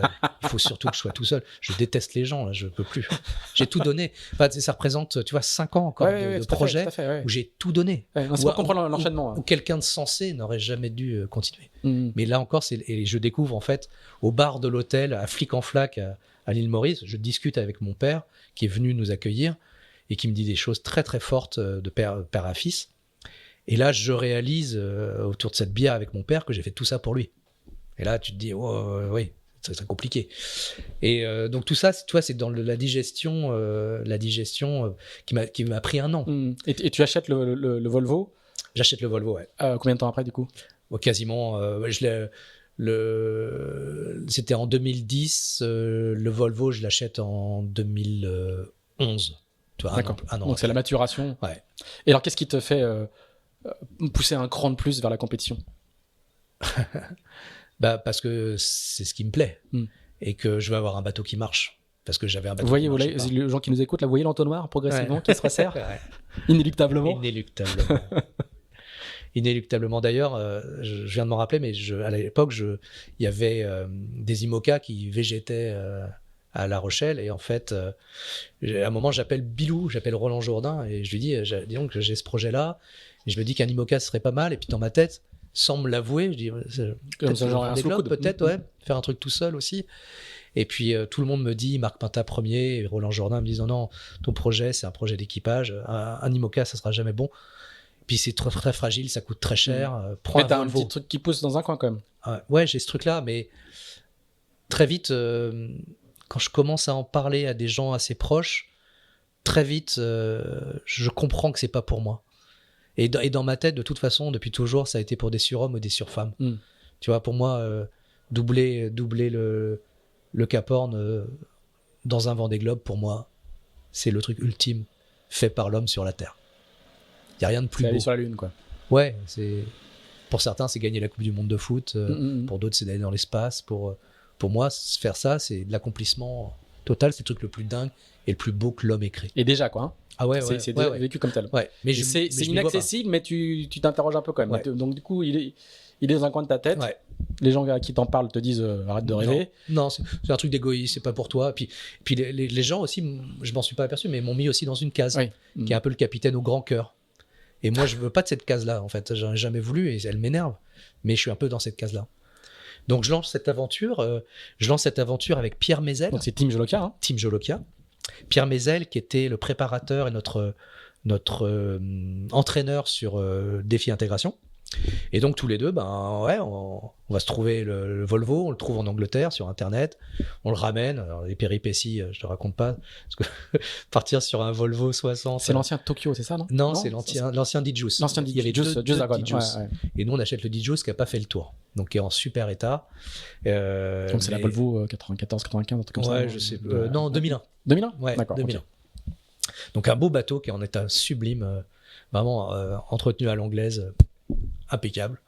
Et le bateau, moi j'ai fait Kifwin, j'ai fait de l'Open 50 en aluminium, et là je me retrouve capitaine d'un Volvo. Un autre monde, quoi. Voilà, avec Marc Pinta qui, dès la sortie de Southampton, il dit allez, on envoie le SPI, et on se retrouve à faire des empanages sous SPI. J'ai jamais fait tourner une colonne. Une colonne, enfin bref, cette histoire. Bon, bref, rien que le premier, le convoyage jusqu'à La Rochelle est épique. Et puis là, en fait, on lance l'aventure, mais d'une façon radicalement différente. Donc moi, je me dis... Attends, alors, c'est pas qu'un projet sportif, hein. Non. L'idée, c'est de recruter à bord des hommes et des femmes tous différents, mais qui ont le principal en commun. Et donc là, je demande à Gérard Janichon, qui a écrit le livre sur le défi intégration. Je lui dis, Gérard, il y a l'annonce de Shackleton, la fameuse annonce de Shackleton, Men Wanted, qui est d'ailleurs un mythe peut-être, mais je dis cette annonce-là, j'aimerais, Gérard, que... Il faut que tu expliques un tout petit peu. Hein. Shackleton, c'est celui qui recrute un équipage très rapidement, qui recrute un équipage c'est la fameuse pour aller histoire dans de l'endurance. Voilà, l'endurance. l'Endurance où Shackleton va recruter un équipage pour aller au pôle Sud. Et le bateau va être brisé dans les glaces. Et tout l'équipage... Ils vont tout photographier. Voilà, tout photographié avec un grand photographe dont j'ai oublié le nom, qui va être très connu aussi pour ses clichés de guerre, mais qui fait des clichés. Il va dans les mâts, dans les vergues, et il prend des photos étonnantes pour l'époque, alors que les appareils étaient extrêmement lourds. Et ça donnera l'Odyssée de l'Endurance, si vous voulez lire. Si après avoir lu Damien... Une histoire extraordinaire, l'Odyssée de l'Endurance. Et avec un Shackleton qui prend la mer avec 4 hommes, et qui va traverser de l'île éléphante. Alors ça, c'est une fois le bateau est brisé sur la banquise. Ouais, excuse-moi, j'ai trop vite. Et donc il les abandonne, enfin il les laisse, une partie de son équipage, et il va à la rame. Avec une petite voile, à la voile, sur une chaloupe, ils vont aller en Géorgie. Sur une baleinière qui va ponter là-bas. Il va aller en Géorgie. Aller en Géorgie chercher des secours. Alors. Ils vont atterrir du mauvais côté de la Géorgie et vont traverser les montagnes. Traverser la Géorgie, qui s'appelle la marche de Shackleton aujourd'hui, qui est devenu un truc d'alpiniste confirmé, sans équipement, sans rien. Et 1 an plus tard, ils vont venir les chercher. Il va réussir à armer un bateau parce qu'il se bat pour retrouver un bateau. Il va venir récupérer son équipage qui est sauf. Et après, ils vont tous débarquer pour aller à Verdun. Voilà. Et ils vont pour beaucoup, mourir à Verdun. Voilà. Et donc, du coup, on parle de ça parce que l'annonce de Shackleton, il faudrait retrouver le texte précis, mais c'était... très court, Men Wanted, pour un voyage incertain. Recherche à homme pour un voyage incertain. Honneur garanti en cas de succès. Et je demande à Gérard Janichon de la transformer pour nous. Et il va écrire cette merveille qui dit, si ma mémoire est exacte, recherche hommes et femmes pour voyage hasardeux, pas de salaire, vie spartiate, tâches souvent inhumaines, pas de cours des miracles, mais trop normal s'abstenir, honneur garanti en cas de succès. Et écoute, cette petite annonce, je vais la faire passer un peu partout. Et il y a 250 personnes qui vont nous répondre. Et 250 personnes qui vont nous répondre pas en disant « ouais, ça m'intéresse », etc. Non, 250 personnes qui vont nous dire « c'est moi ». Et c'est la première fois qu'on me qualifie vraiment. Et donc, on va encore travailler avec la Marine nationale, avec les psychologues de la Marine nationale, avec les services de Melchior Martinez. Alors, c'est drôle, je l'ai eu dernièrement par message. Et donc, les psys de la Marine nationale vont nous aider justement à trouver un équipage radicalement différent, mais qui ont ce fondamental commun, qui est de travailler ensemble en bonne intelligence sur un bateau, d'apprendre des uns et des autres, d'être dur à la tâche, et puis de rien lâcher, quoi. Et ça va être un succès génial. Ça va être fabuleux. Alors là, c'est rigolo parce que dans ma petite fiche, c'est les premières lignes de ton palmarès. Jusque-là, ça fait 1 heure qu'on discute, on n'a pas parlé de classement. On a le record sur l'humoriste, mais c'est la première fois où tu vas faire des courses normales, entre guillemets, quoi. Donc là, c'est aussi, je parlais de l'entonnoir qui se resserre, on est en plein dedans. Mais très rapidement, parle-nous juste de l'équipage. Il est composé de gens, on parle pas du tout de professionnels, on parle de gens d'amateurs, de gens de valides, d'handicapés. J'allais dire c'est la cour des miracles, pas du tout, mais c'est un peu, mais vu de l'extérieur. Voilà, c'est ça. Mais t'as des jeunes, des vieux, des hommes, des femmes. L'idée, c'est de montrer que c'est ton credo, et on le découvre un peu à ce moment-là, en fait, c'est que la différence, en gros, peut faire aller plus vite. En fait, c'est que la différence peut être une source de performance. Et ça dépend comment on s'y prend. Si on prend des gens qui ont le principal en commun, et si ces gens sont différents, alors leur différence devient une force, puisqu'ils amènent quelque chose qui va servir l'intérêt commun. Les gens différents, juste différents, ça ne marche pas. Mais ce qui est intéressant, c'est d'aller repérer en quoi ces gens très différents ont ce fondamental en commun. Et ça, il faut des bons yeux. Tu vois, faut bien regarder, parce que c'est invisible. Et donc, à bord, tu as un banquier chez BNP Paribas, et tu as un jeune des banlieues du 9-3. Tu as une jeune femme qui a jamais fait de bateau de sa vie, elle a été musher en Alaska. C'est la première fois qu'elle fait du bateau, c'est sur un Volvo. Tu vois, t'as Olivier qui reste là, qui est aveugle. T'as Gaël qui nous rejoint, qui est paraplégique. T'as que des gens radicalement différents et qui ont conscience de leurs différences.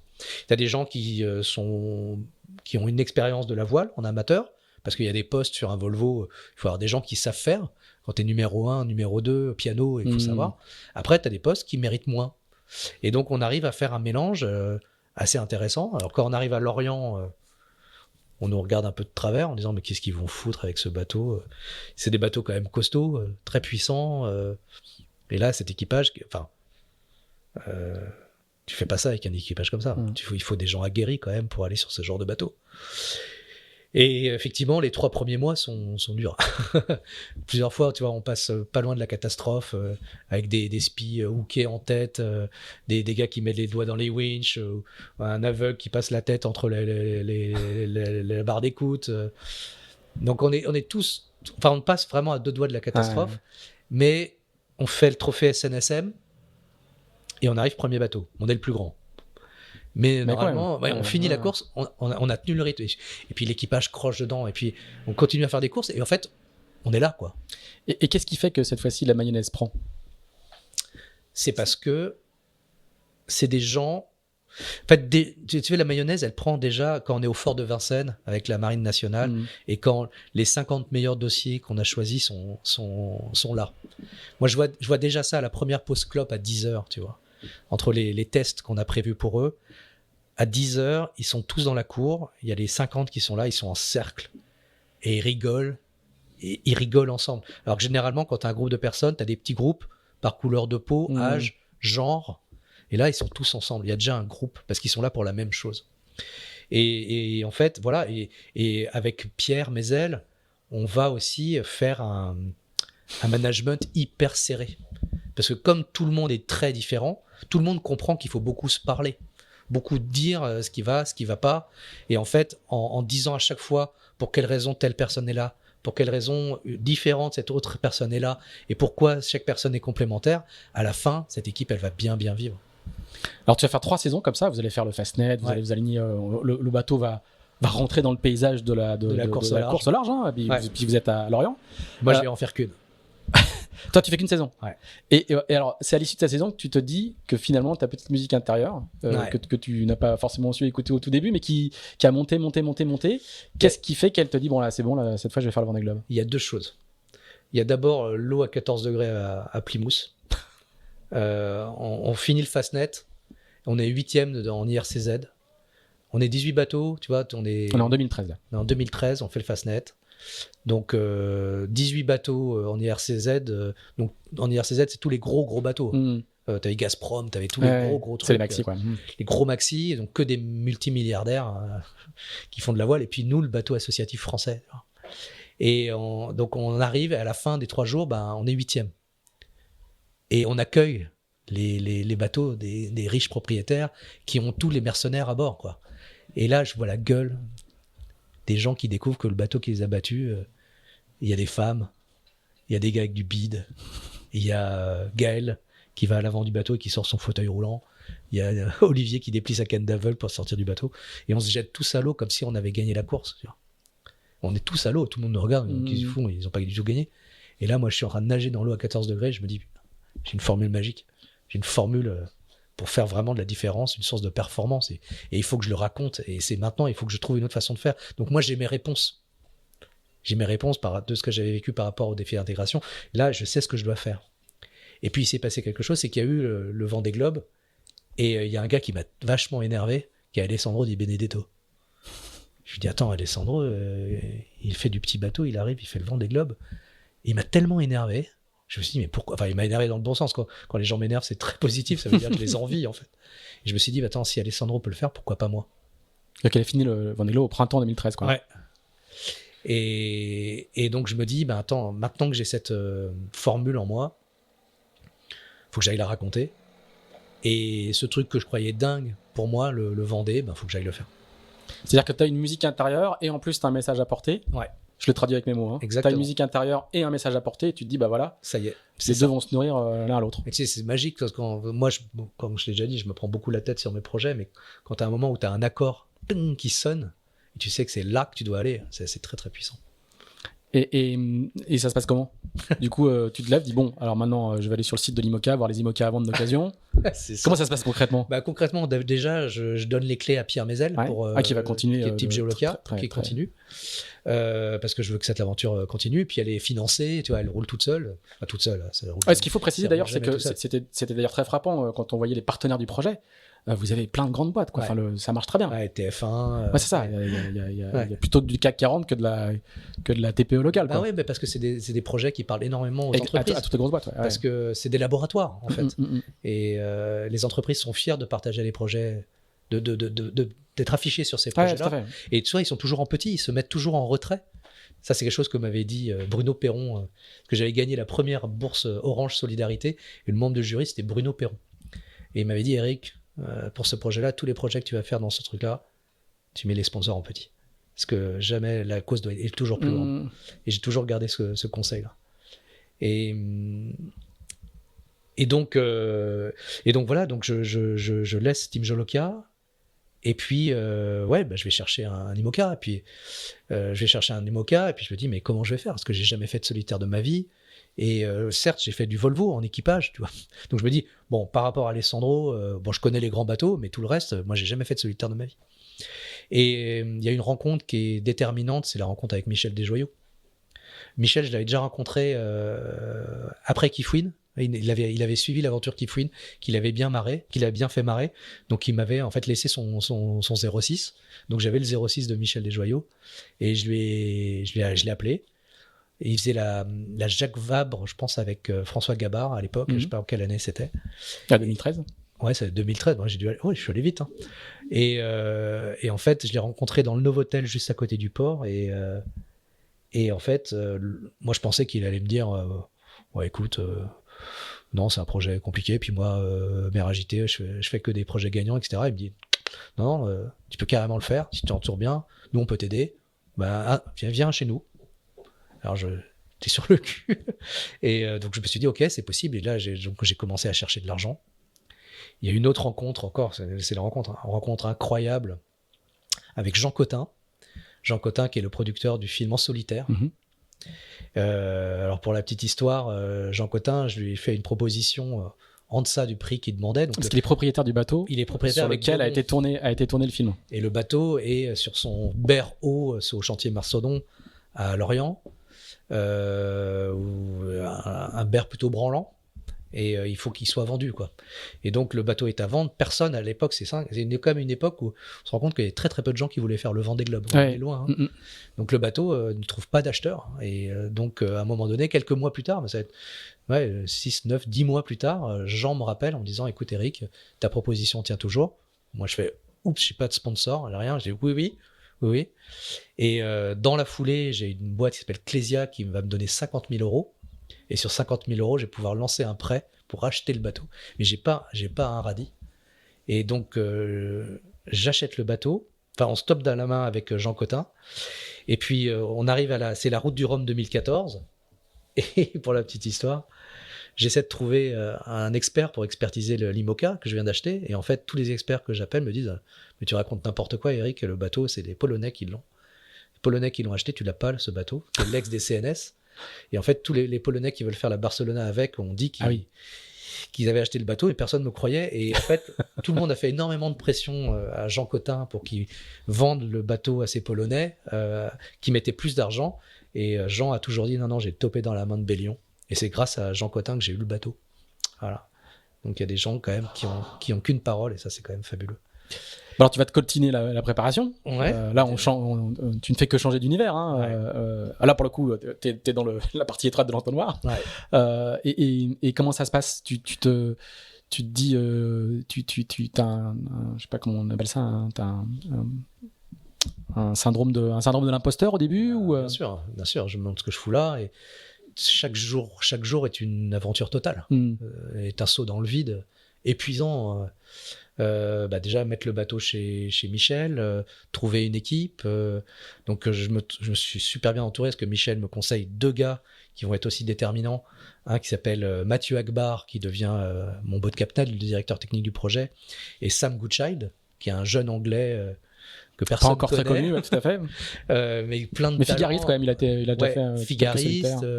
Et puis Michel l'a un peu pris sous son aile pour l'embarquer sur son ancien mode avec les Américains. Et on tape dans la main avec Sam pour qu'il m'aide, en échange de venir faire la Jacques Vabre, qu'il m'aide à prendre les clés du camion, quoi.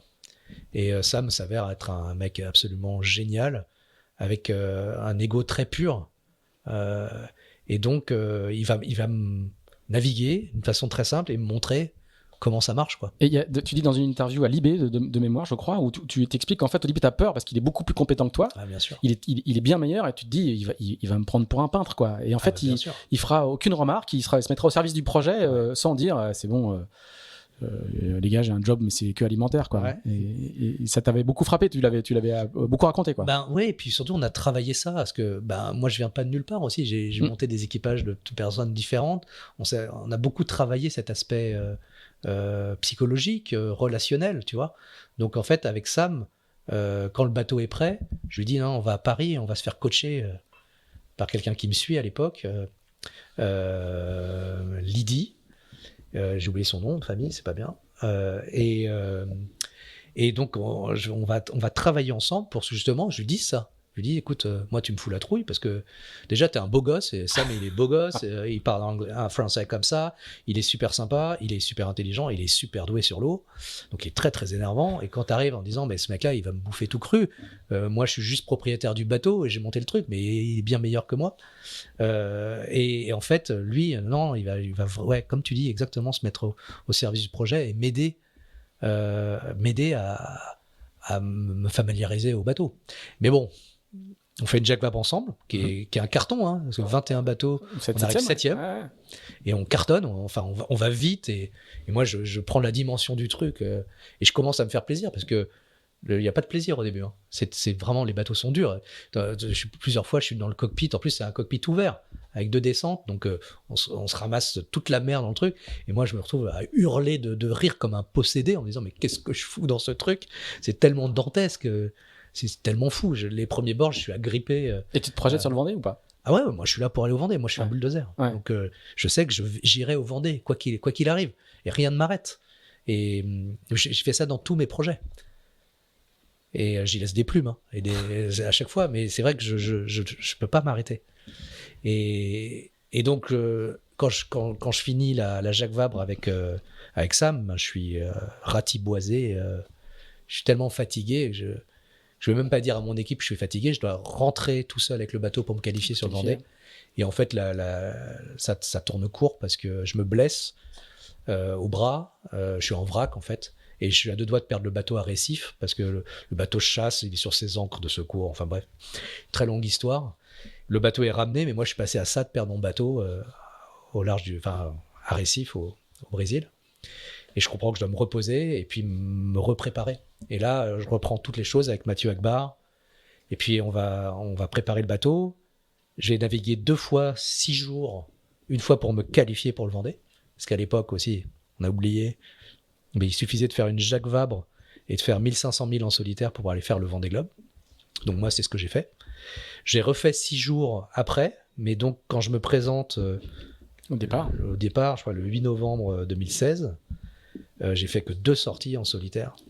Et ça te fait pas douter? Si. Bulldozer. Si. Ah, bulldozer avec des petites fêlures. Moi, je suis quelqu'un qui doute en permanence. Je doute de moi-même en permanence. C'est pas paradoxal? Si. Je doute, mais j'avance. Puis le doute me paralyse pas. Mais je doute en permanence de si ce que je fais est bien ou pas. Et j'ai des convictions fortes, mais je les mets toujours en cause. Voilà. Mais j'avance comme ça. Alors, le Vendée Globe, on va s'y arrêter un petit peu, forcément, mais pour ceux que ça intéresse, je vous conseille vraiment de regarder le film qui s'appelle Comme un seul homme, qui est sorti au cinéma en 2019, un peu plus tard, parce que tout ce que tu vas raconter, il est illustré, mais de manière presque pure et parfaite dans le film. Donc on voit effectivement un bulldozer qui prend le départ, qui se fissure, qui se pose des questions, et puis qui touche le fond de la piscine. Je le dis avec mes mots, hein, tu me diras si c'est comme ça quand je l'ai. Et qui, une fois qu'il est au fond de la piscine, hésite entre ouvrir la bouche et appuyer sur les talons pour remonter à la surface. Et ça frappe beaucoup les observateurs quand on voit le début de ton Vendée Globe, parce que t'as pas de filtre, hein, tu dis directement tout ce que tu vis. C'est un documentaire au sens littéral du terme. Et ce qui est extrêmement frappant, c'est qu'on voit la transformation du gars qui est un marin, mais pas un marin du Vendée Globe, et qui va le devenir au fur et à mesure. Même ce que on l'évoquait juste avant de commencer cet enregistrement, même la transformation physique hein, de la barbe, les traits qui deviennent burinés, ce que je te disais aussi, les yeux qui commencent à tomber dans les côtés, les cheveux qui poussent, la barbe, il y a une séance où tu essaies de te couper la barbe avec tes ciseaux de couture ou je sais pas quoi, mais et je trouve que c'est l'un des rares docs où on voit la transformation de ce que c'est qu'un homme du Vendée Globe, quoi. Je sais pas si les femmes se transforment de la même façon, mais il y a c'est très étonnant de voir la transformation et psychologique et physique pour arriver à un truc incroyable qui est que tu fais premier bisu du Vendée Globe. Tu fais 9e et premier bisu. Et il y a plusieurs naissances. Il y a la naissance d'un marin au long cours, il y a la naissance, à mon avis, d'un compétiteur, et il y a la naissance de quelqu'un qui prend goût à la performance au fur et à mesure, quoi. Donc j'ai l'impression que c'est encore un autre voyage initiatique. Tu fais que des voyages initiatiques, en fait. Bah, la vie est faite pour ça, hein. Ouais, tout à fait. Voilà, pardon, j'ai dit tout ce que je pensais. J'ai revu le film hier et ça m'a beaucoup frappé. J'avais vu une première fois et ça m'a beaucoup frappé. Est-ce que tu peux peut-être expliquer dans quel état d'esprit tu pars et quel est le point de bascule? Quel est le moment où tu arrêtes de dire j'ai peur, je suis fatigué, qu'est-ce que je fais là, etc. Au moment où tu te dis en fait il avance sans moi, donc je peux lui faire confiance à ce bateau. C'est qu'il y a un point, moi je le sais, j'ai vu le film, hein, il y a un point de bascule. Je voudrais que tu nous réexpliques le moment où il y a la petite goutte d'huile qui fait que les rouages se remettent en place, quoi. Ouais, je vais te raconter. Très clairement, au départ, quand je passe le chenal et quand je vois qu'il y a autant de monde, je sais pas, il y a 300 000 personnes, je pense qu'ils sont ça sur le chenal. Et là, je me dis que j'ai fait la connerie de ma vie. Là, je me dis, le curseur trop haut. Là, Eric, t'as déconné. Mais je me le dis souvent, ça, mais là, c'est plus fort. Et puis, je me retrouve, la première nuit est dantesque, quand même. Je sais pas, de ce Vendée Globe, il y a un flux de nord avec beaucoup de grains. Donc, je me souviens, je fais un planté jusqu'au mât, juste à quelques encablures déjà Alan Roura. Et je suis obligé d'abattre en catastrophe. Enfin, le rentrer en matière est très difficile. Et tout le début, toute la descente de l'Atlantique est horrible, en fait. Où moi, je me sens terriblement mal. Je suis dans les derniers. Je sais pas faire avancer mon bateau, ou très mal. Puis je sais pas dormir. Parce que j'ai jamais appris à dormir. J'ai jamais fait de solitaire.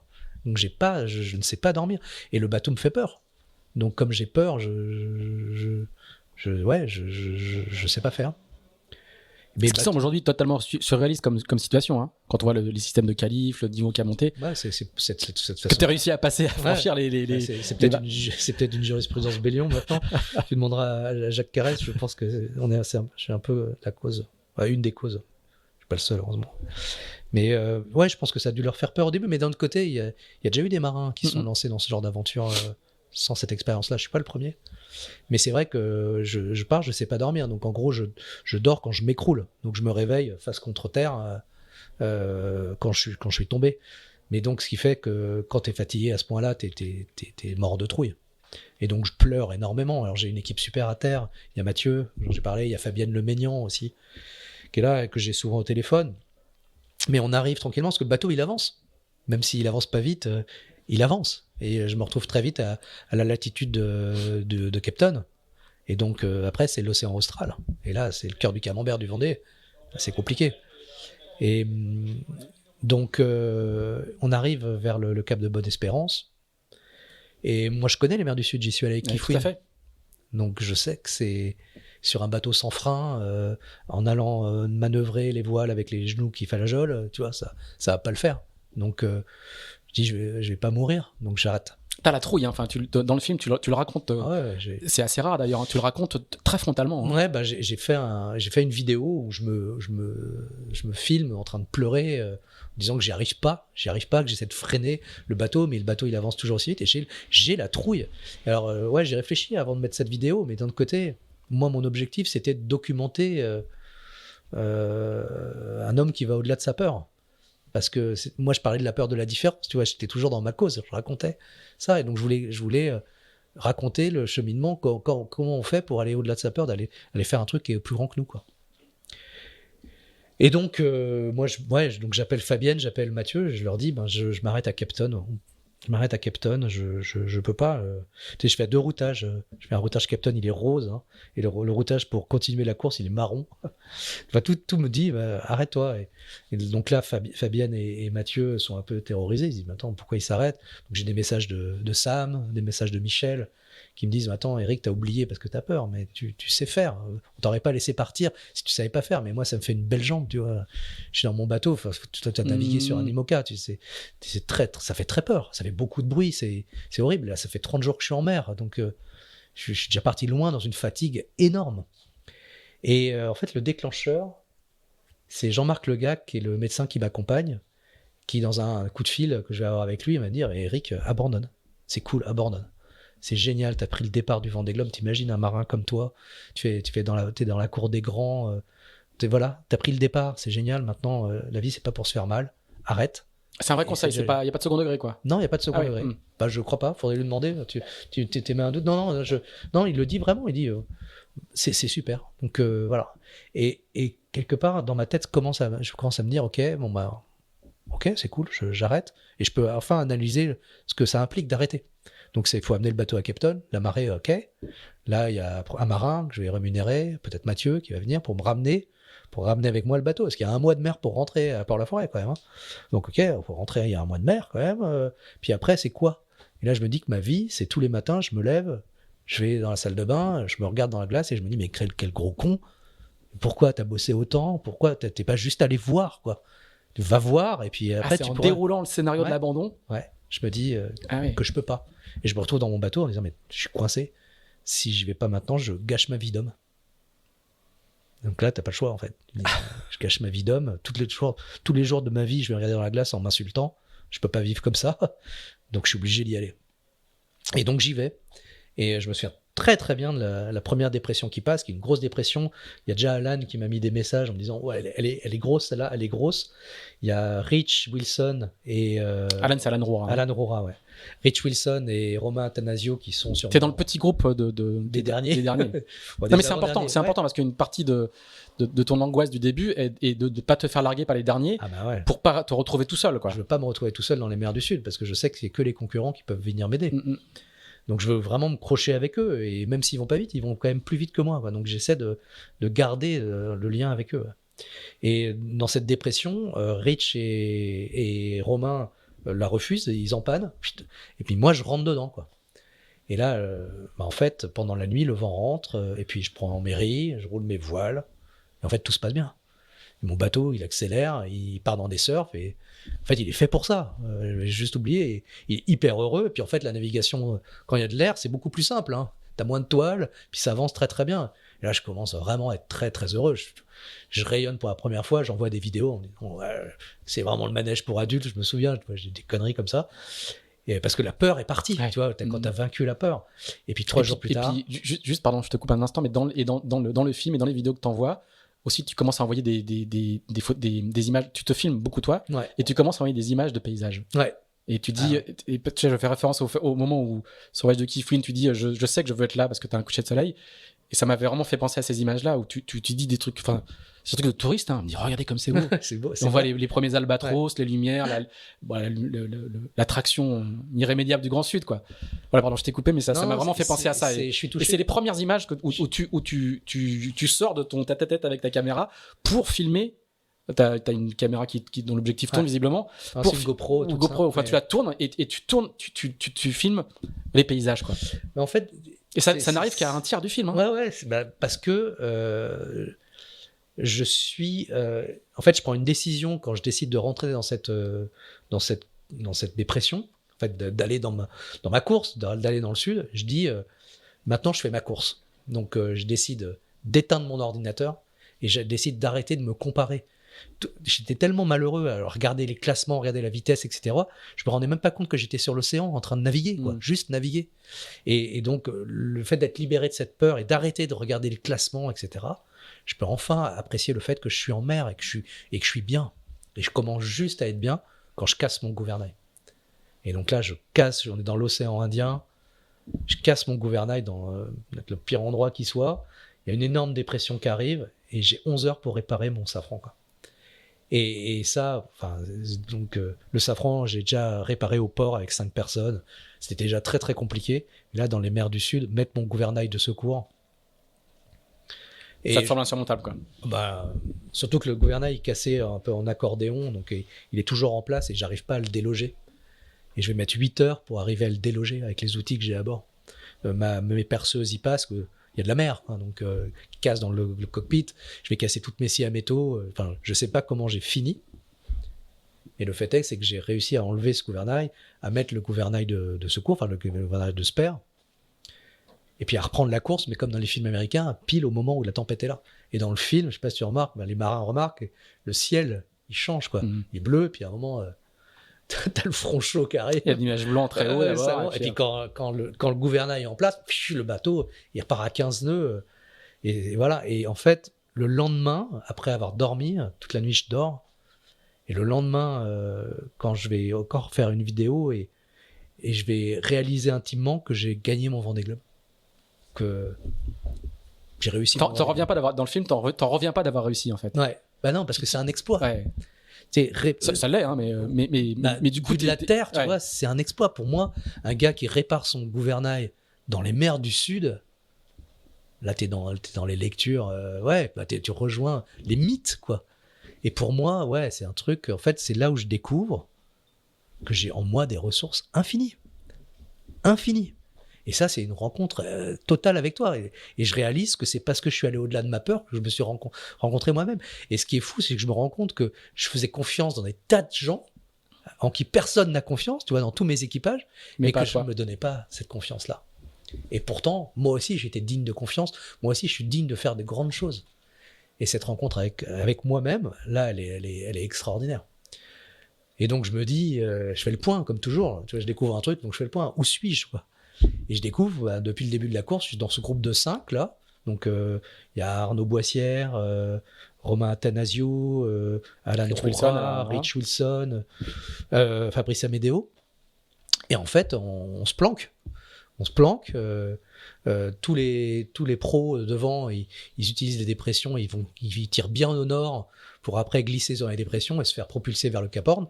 Alors que nous, dès qu'il y a une dépression qui arrive, on reste au sud, on ralentit, on laisse la dépression passer et puis on remet la toile après, quoi.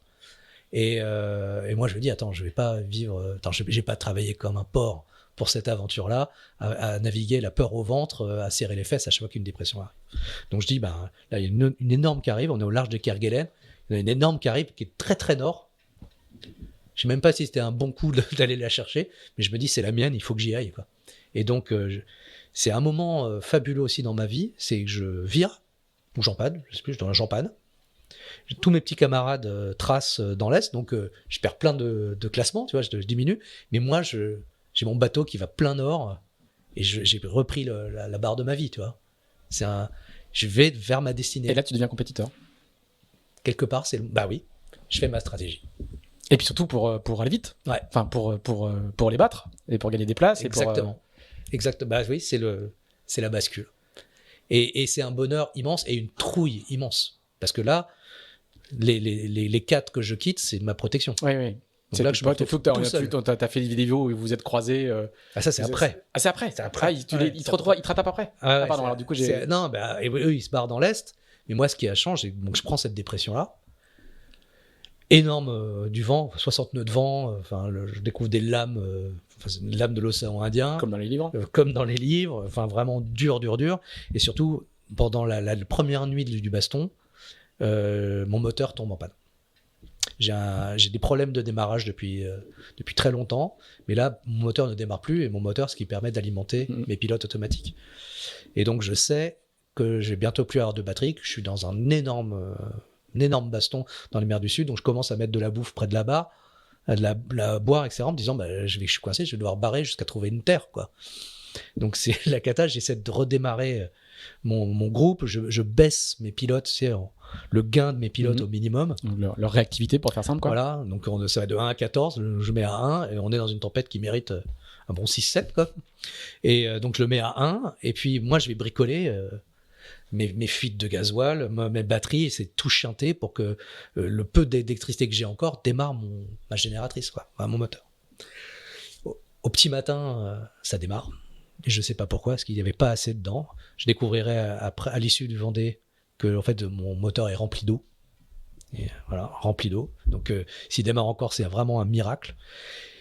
Mes batteries se rechargent, je suis tellement heureux, tu vois, que mes batteries se rechargent. Donc, je fais tourner le moteur à fond. Et quand il faut sortir, parce que le bateau fait encore un surf ou une embardée énorme pendant toute la nuit, moi, je me suis retrouvé éjecté dans mon bateau plusieurs fois parce que le bateau est dans des lames et dans 60 nœuds de vent, quoi. Et à un moment, il y a une lame plus forte, le bateau part dans un surf, se couche complètement. Je me dis, faut que j'aille dehors maintenant, voir ce qu'il en est, et puis peut-être manœuvrer. Mais je suis déjà à 3 riz, balasté partout. Et j'essaie de sortir et je peux plus sortir.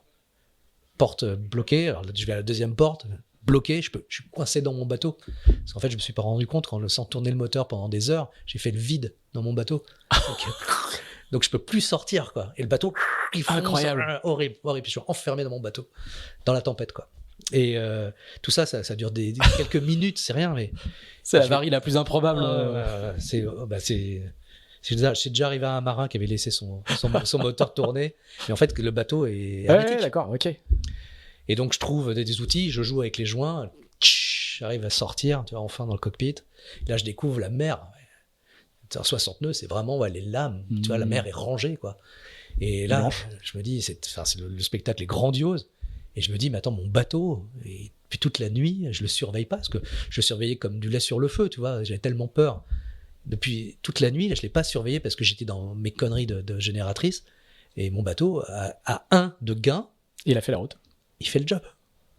Donc je me dis, attends, moi j'ai des ressources infinies, mais mon bateau aussi a des ressources infinies. Et là, on commence à tailler, quoi. Et là, dans le film, on voit que tu lui parles tout le temps, quoi. Ouais. Alors, il y a 2 écoles chez les marins. Il y a ceux pour qui c'est un objet et ceux pour qui c'est une personne. Donc là, en l'occurrence, un homme. Bah ouais, c'est une personne. Ah ouais, là, tu lui parles tout le temps, quoi. Ouais. Et il va pas tarder à me répondre. Alors tu vas passer, donc là, de moment clé en moment clé, en fait, tu fais ta course de manière assez incroyable. Tu vas passer le Horn. Ouais. Alors, dans le film toujours, t'es dans ta couchette, tu passes trop loin, on voit rien, tu le montes sur l'écran. Je suis tellement fatigué. C'est hyper déceptif en fait. Tu vois le mec qui passe le Horn dans sa couchette. Je suis au bout de ma vie. Je suis tellement fatigué. Alors tu vas remonter l'Atlantique. Tu dis on fait du 23, ça veut dire qu'on fait du Nord. On est soulagé pour toi. Tu reprends une cartouche derrière, ce qui est assez classique. La remontée de l'Atlantique est très très longue. En fait, là tu commences à subir les affres du marin normal du Vendée Globe, quoi, qui trouve que la remontée de l'Atlantique c'est long, qui entend les autres arriver devant, et t'as pas du tout, t'as déjà intégré le fait que tu réalises une paire sportive qui est pas neutre, quoi, venant d'où tu viens, ayant fait le début de course que tu fais, ça c'est déjà presque intégré, on a l'impression, en tout cas évacué. D'un moment tu dis c'est trop long.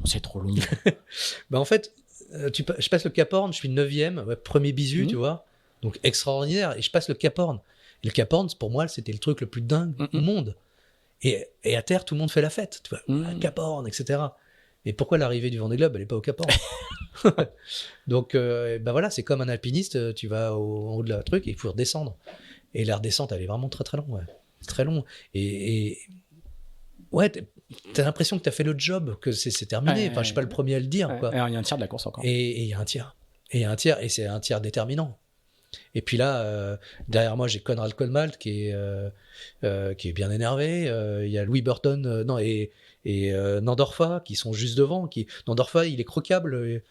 Donc je me bats, mais c'est vrai que c'est long. J'ai envie que ça s'arrête. La dernière partie du film est assez touchante pour ça. Alors tu fais une arrivée de Vendée Globe, c'est une arrivée de Vendée Globe avec les fumigènes, etc., etc. Toi, dans cette remontée de l'Atlantique, on a souvent raconté dans ce podcast, et les marins qui font le Vendée Globe ont souvent raconté que c'était là qu'ils achetaient le bateau d'après, qui se projetaient. Et toi, par contre, c'est ok. Jamais Une de la vie. Une fois suffit, comme on dit, quoi. Non, alors déjà, il y a plusieurs choses. C'est que moi, je me suis toujours dit que c'était une aventure unique, déjà pour la vivre d'une façon unique. Et deuxièmement, je pousse les gens à faire des choses différentes. Donc, il n'était pas question pour moi de repartir sur un Vendée. Si je voulais faire autre chose après, tu vois. Donc, je me suis toujours dit, c'est la dernière fois. Je me suis filmé pendant la course, où je me suis fait une vidéo pour le Eric du futur, en disant, Eric, si tu veux aller sur Vendée Globe, n'y va pas. Et cette vidéo, je la fais parce que il y a 1 mois de course, et je me rends compte qu'il y a encore 2 mois. Et que ça fait 1 mois que je suis dans un bateau avec un barouf assourdissant, la peur au ventre, le stress qui est quasi tout le temps permanent, et je me dis, c'est trop. Et je suis sûr que pendant le prochain Vendée Globe, je vais me dire la même chose. Que c'est trop, on n'y va pas. Il y a un moment, je jure, quand tu es à 1 mois de course et que il y a encore 2 mois devant toi, tu es devant une abîme. C'est pas un vertige, c'est plus que ça. C'est terrible, quoi. Mais donc, ouais, pour moi, c'est une histoire qui est finie, qui est merveilleuse. J'aurais pas pu l'écrire mieux. Tu vois, peut-être ces marins qui vont chercher d'autres bateaux pendant la course et qu'ils ont une frustration en disant là, j'ai pas été assez bon à ce moment-là, ou là, j'aurais pu faire mieux, etc. Mais moi, j'en ai zéro. Ou qui ont pris tellement de plaisir qu'ils veulent le retrouver. Il y a ça aussi. Hein. C'est possible, ouais. Mais pour moi, non, pour moi, cette aventure. Puis je suis dans un état, même si je trouve que la remontée est longue, je suis quand même dans un état que je suis vraiment en harmonie, quoi. Tu vois, j'ai un souvenir où on est au large du Brésil, dans la remontée, je suis grand génaqueur haut, GV haute, donc je tartine avec mon bateau. On se fait coucher dans un grain du soir, tu vois. Donc le bateau, il part au tas, avec donc mât dans l'eau, avec le grand génaqueur qui flappe.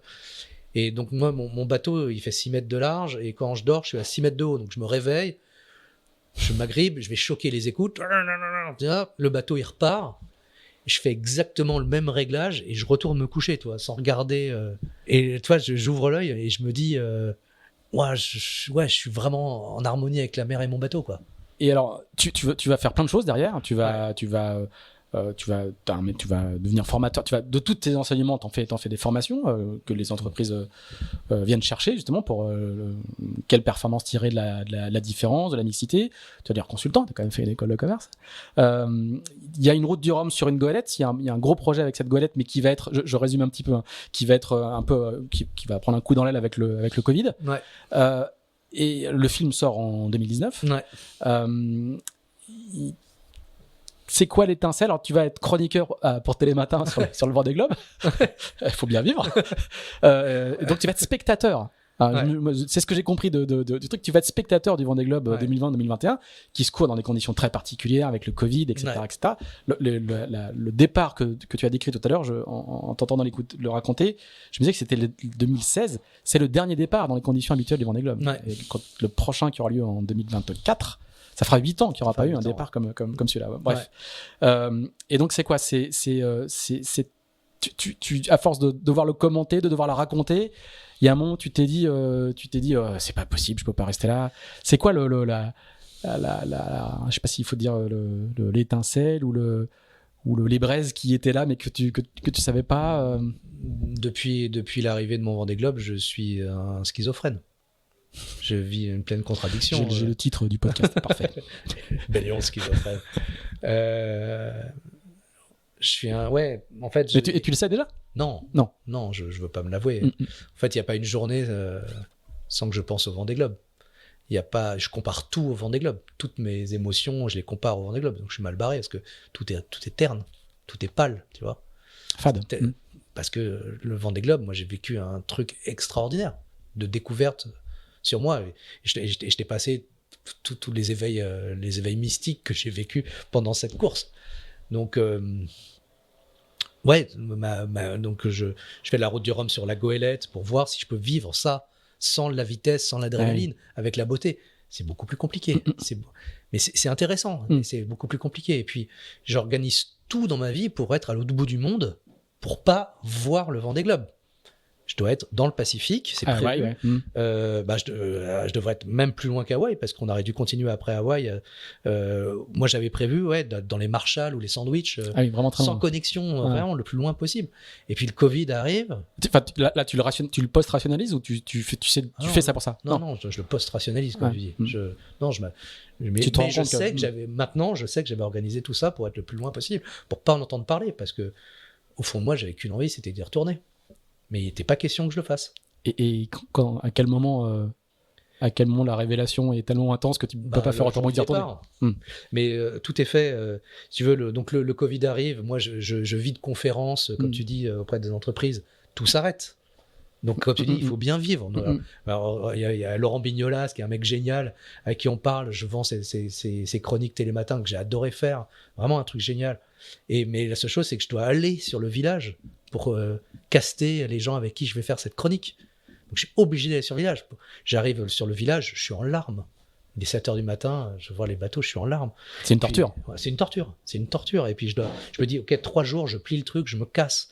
Et il y a Stéphanie. Stéphanie, j'ai oublié ton nom de famille, c'est pas bien. De la Vendée. Ouais, de la Ruchot. Stéphanie Ruchot, voilà, la taulière du Vendée, qui fait tous les Vendées. Ouais, qui fait tous les Vendées, qui me tape sur l'épaule en disant Eric, mais t'es là? Je dis bah oui. C'est super, comme ça tu vas commenter le départ avec les médias. Je dis non. Mais bon, et puis j'y vais, je me retrouve sur le départ où il y a personne. Ouais. Il y a la vedette des journalistes, et puis moi je commente le départ. Et puis là il y a Marie Latenzio. Avec qui je travaille, qui m'accompagne, ma femme même, et puis avec qui on était sur tous les projets de Goélette, avec qui on travaille. Et puis je regarde le départ, superbe départ de Jean avec Louis. Puis je lui dis, je la regarde, je dis mais c'est pas possible, il faut que absolument que j'y retourne. Et elle me regarde dans les yeux, elle me dit mais ça fait 3 ans que j'attends ça. C'est vrai. Et donc, genre il y a que toi qui n'étais pas au courant. Ouais. Et donc, à l'époque, on était en train de monter tout un projet de Jules Verne avec des migrants. C'était notre histoire. Je voulais faire un Jules Verne à des migrants. Parce que, voilà, non, mais bon, ça prenait pas. Et j'avais fait une offre à Spindrift et tout. Mais, ouais. Et puis je me suis dit, mais pourquoi faire un Jules Verne, tout est là, et les gens sont là, regardent, le Vendée Globe est là, il faut faire une aventure avec un Vendée Globe. Et là on s'est dit, on va faire une équipe, la première équipe du Vendée Globe. Et c'est Marie Latenzio qui a eu cette idée-là. Je dis bah ouais, génial, on va faire une équipe avec plusieurs skippers qui vont tout partager, et sur la plus grande course en solitaire, on va montrer que le collectif est toujours vainqueur, quoi. Et donc on a lancé cette idée-là. Et du coup, le lendemain du départ, tu te mets à l'œuvre, quoi. T'as accepté, ça s'est imposé à toi. Voilà. Tu dis bon, c'est pas la peine de lutter. Le soir même, j'ai commencé. T'as ouvert une feuille Excel et roule, j'ai quoi. ouvert un dossier dans mon ordinateur. J'ai arrêté celui du Jules Verne avec les migrants, et puis on a commencé à travailler sur le. Incroyable. Ça s'impose à toi, en fait. On a l'impression que t'as lutté contre, et puis en fait. Ben oui, parce que je le mettais sur le tapis, toutes ces envies-là, parce que j'avais pas le droit. Je devais faire en sorte que les gens fassent des choses différentes. Mais je me rendais pas compte que je pouvais faire le Vendée Globe d'une façon différente. Et puis aussi, il y a quelque chose, c'est que je m'interdisais aussi, tu vois, encore une histoire de confiance en soi, d'être performant. Puisque comme je viens du Sérail. Voilà. Voilà. Est-ce que revenir sur le Vendée Globe n'était pas question de revenir de la même façon? On peut pas raconter 2 fois la même histoire. Non. Et je voulais y aller en tapant dedans. Voilà, alors ça sera ma dernière question, parce que le temps file, et t'as une visio avec, je commence bientôt avec Persico en Italie. Comment tu accomplis cette mue d'entrer dans le sérail au final, et de rentrer dans comme tu le dis, de faire un Vendée Globe pour la perf, et parce que tu en as envie, parce que tu t'en sens capable, parce que on allait un petit peu vite, mais tu as fait une saison 2022. Quand tu arrives, tu n'as pas fait l'IMOCA depuis des années, et tu fais 7e sur 24 sur un bateau à dérive, sur la Bermude Mill Race, qui est pas... Ça a surpris beaucoup de monde. Ouais. Toi le premier, j'imagine. Moi le premier, ouais. Exactement. Donc j'ai fait pas mal de merde dans ce sport. Oui, mais donc du coup, comment tu te convertis en coureur qui est là avec un projet qui veut évidemment que tu veux. C'est en moi, parce que je suis un coureur en fait. Voilà. Et qu'il y a que moi qui le savais pas. Et que littéralement. J'adore ça. Oui, parce que c'est juste mon rapport à moi et la confiance que j'ai en moi. Et il y a des tas de choses que je m'interdis. Et là, j'ai décidé de plus m'interdire ça. Et ce qui me sauve aussi, qui me permet de faire cette transition-là, c'est de partir sur ce projet qui est radicalement différent. Donc je fais ma trace aussi à ma façon. Oui, tu fais ta trace, mais en rentrant un peu dans la trace principale quand même. Ah bah oui, tout ça fait. J'y vais avec un bateau neuf. Il y a un petit pas de côté, mais tu t'es quand même beaucoup rapproché du peloton, quoi. Ouais, bah bien sûr. De toute façon, je respecte trop les courses pour faire l'intrus là-dedans. Je respecte trop le Vendée Globe, je respecte trop l'IMOCA pour faire pas les choses dans les règles de l'art. Je les ai toujours fait dans les règles de l'art, et c'est ce qui me passionne. Et donc du coup, le bateau s'appelle à nouveau... il s'appelle Stand As One. Stand As One. Voilà, à Stand As One avec Altavia. C'est un peu comme c'est comme un seul homme à l'international, quoi, en gros. Parce qu'on accueille des entreprises aussi internationales. Et puis on accueille surtout la société Altavia. Et quand même, il y a un gars qui s'appelle Raphaël Palti. Qui a la moitié du bateau. Puis surtout qui a pris le risque. Quand on lui a présenté le projet de faire un bateau à dérive, alors qu'absolument tout le monde parie sur le foil, de dire ouais, ça m'intéresse, on y va. allons innover dans la sobriété. Toute dernière question, c'est promis. Moi, j'adore tes questions. Mais moi, c'est ton rendez-vous, quoi. Ah oui, c'est pas faux. Toi, c'est ton rendez-vous. Tu diras que c'est de ma faute, c'est pas grave. Et comment se fait, quand on parle de rentrer dans le sérail, il y a cette association avec Jean Le Cam. C'est pas n'importe qui, Jean Le Cam. Lui aussi, il a fait un petit peu à sa manière un pas de côté, mais ça a longtemps été le taulier aussi, quoi. Comment se fait la rencontre et cet assemblage qui, sur le papier, est pas naturel? Comment se fait la rencontre avec Jean Le Cam? Jean, c'est le beau-père de Marie. Donc déjà, on se croisait de temps en temps, tu vois. C'est pas tellement le rapport familial, mais ça nous arrive de déjeuner ensemble, etc. Et en fait, c'était après son Vendée où lui, il rêvait depuis très longtemps. Tu sais, il y a eu l'histoire de monotype, de bateaux sur le Vendée Globe, des bateaux beaucoup plus simples, moins chers. Puis il a fait un discours, presque un discours à la nation à l'arrivée du Vendée en conférence de presse, qui était très très fort sur le fait qu'il fallait simplifier, rendre les bateaux accessibles, donc pas de foil, etc. Voilà, lui, c'est vraiment son cheval de bataille. Et c'est vrai que en parlant, moi aussi, ça m'a vachement attiré. Puis je me suis dit, aussi, j'ai vu le marché, je me suis dit, il n'y a plus beaucoup de bateaux intéressants à vendre. Donc moi, je voulais faire un bateau performant, un bateau... et puis, voilà, et puis on a commencé à réfléchir ensemble. On est tellement différents, tu vois, tous les deux, donc ça pouvait que marcher. On est super complémentaires. Moi, tu vois, je sais bien monter les projets, lui, trouver des fonds. Lui, c'est un technicien hors pair. Donc ça s'est fait très naturellement parce qu'on avait chacun notre territoire et sans moi il n'aurait pas pu monter son projet et sans lui j'aurais jamais pu monter mon projet et on s'est vraiment alliés, on a tout mis en commun, à commencer par les partenaires, tu vois. C'est une transparence totale, c'est pas évident de se mettre autant à poil. Et le projet, quand tu disais que tu rentrais aussi un peu dans le sérail, c'est que le projet il est pas juste sur le Vendée Globe, tu veux faire The Ocean Race Europe derrière, tu rentres dans une logique de projet quadriennal et tu te projettes, quoi. Là on a les budgets pour 4 ans, donc on avance au moins jusqu'à la Route du Rhum 2026. Moi, j'aimerais bien faire The Ocean Race en 2027, donc on en reparlera avec les partenaires après. Mais par contre, The Ocean Race Europe, c'est à ton croix, qui est en 2025. Quoi. Ouais, ça c'est sûr qu'on l'a fait. Tu te projettes même à peut-être pour un autre Vendée, on verra. On verra si j'en ai encore envie. Là, je m'interdis plus rien. C'est clair. Bon, c'est une super phrase de conclusion. Eric, merci beaucoup pour ton temps. Désolé pour tes amis de Persico et le petit retard quasiment prévu à cette visio. J'avais prévenu. Oui, t'avais prévenu. Merci beaucoup. Merci beaucoup d'avoir pris le temps de raconter ton parcours qui est singulier et c'est ça qui était vraiment intéressant. Merci à vous si vous nous avez suivis jusque-là. Juste pour dire que c'était le dernier épisode de la saison 5 d'Into the Wind. Et oui, le temps passe. Et qu'il y aura une saison 6 qui reprend fin août. Super. Et qui repart pour à nouveau 24 ou 26 épisodes, je ne sais jamais. On ne sait pas trop. On a assez peu d'avance dans nos enregistrements. Voilà, merci beaucoup. Salut Eric, merci. Salut Guy, merci.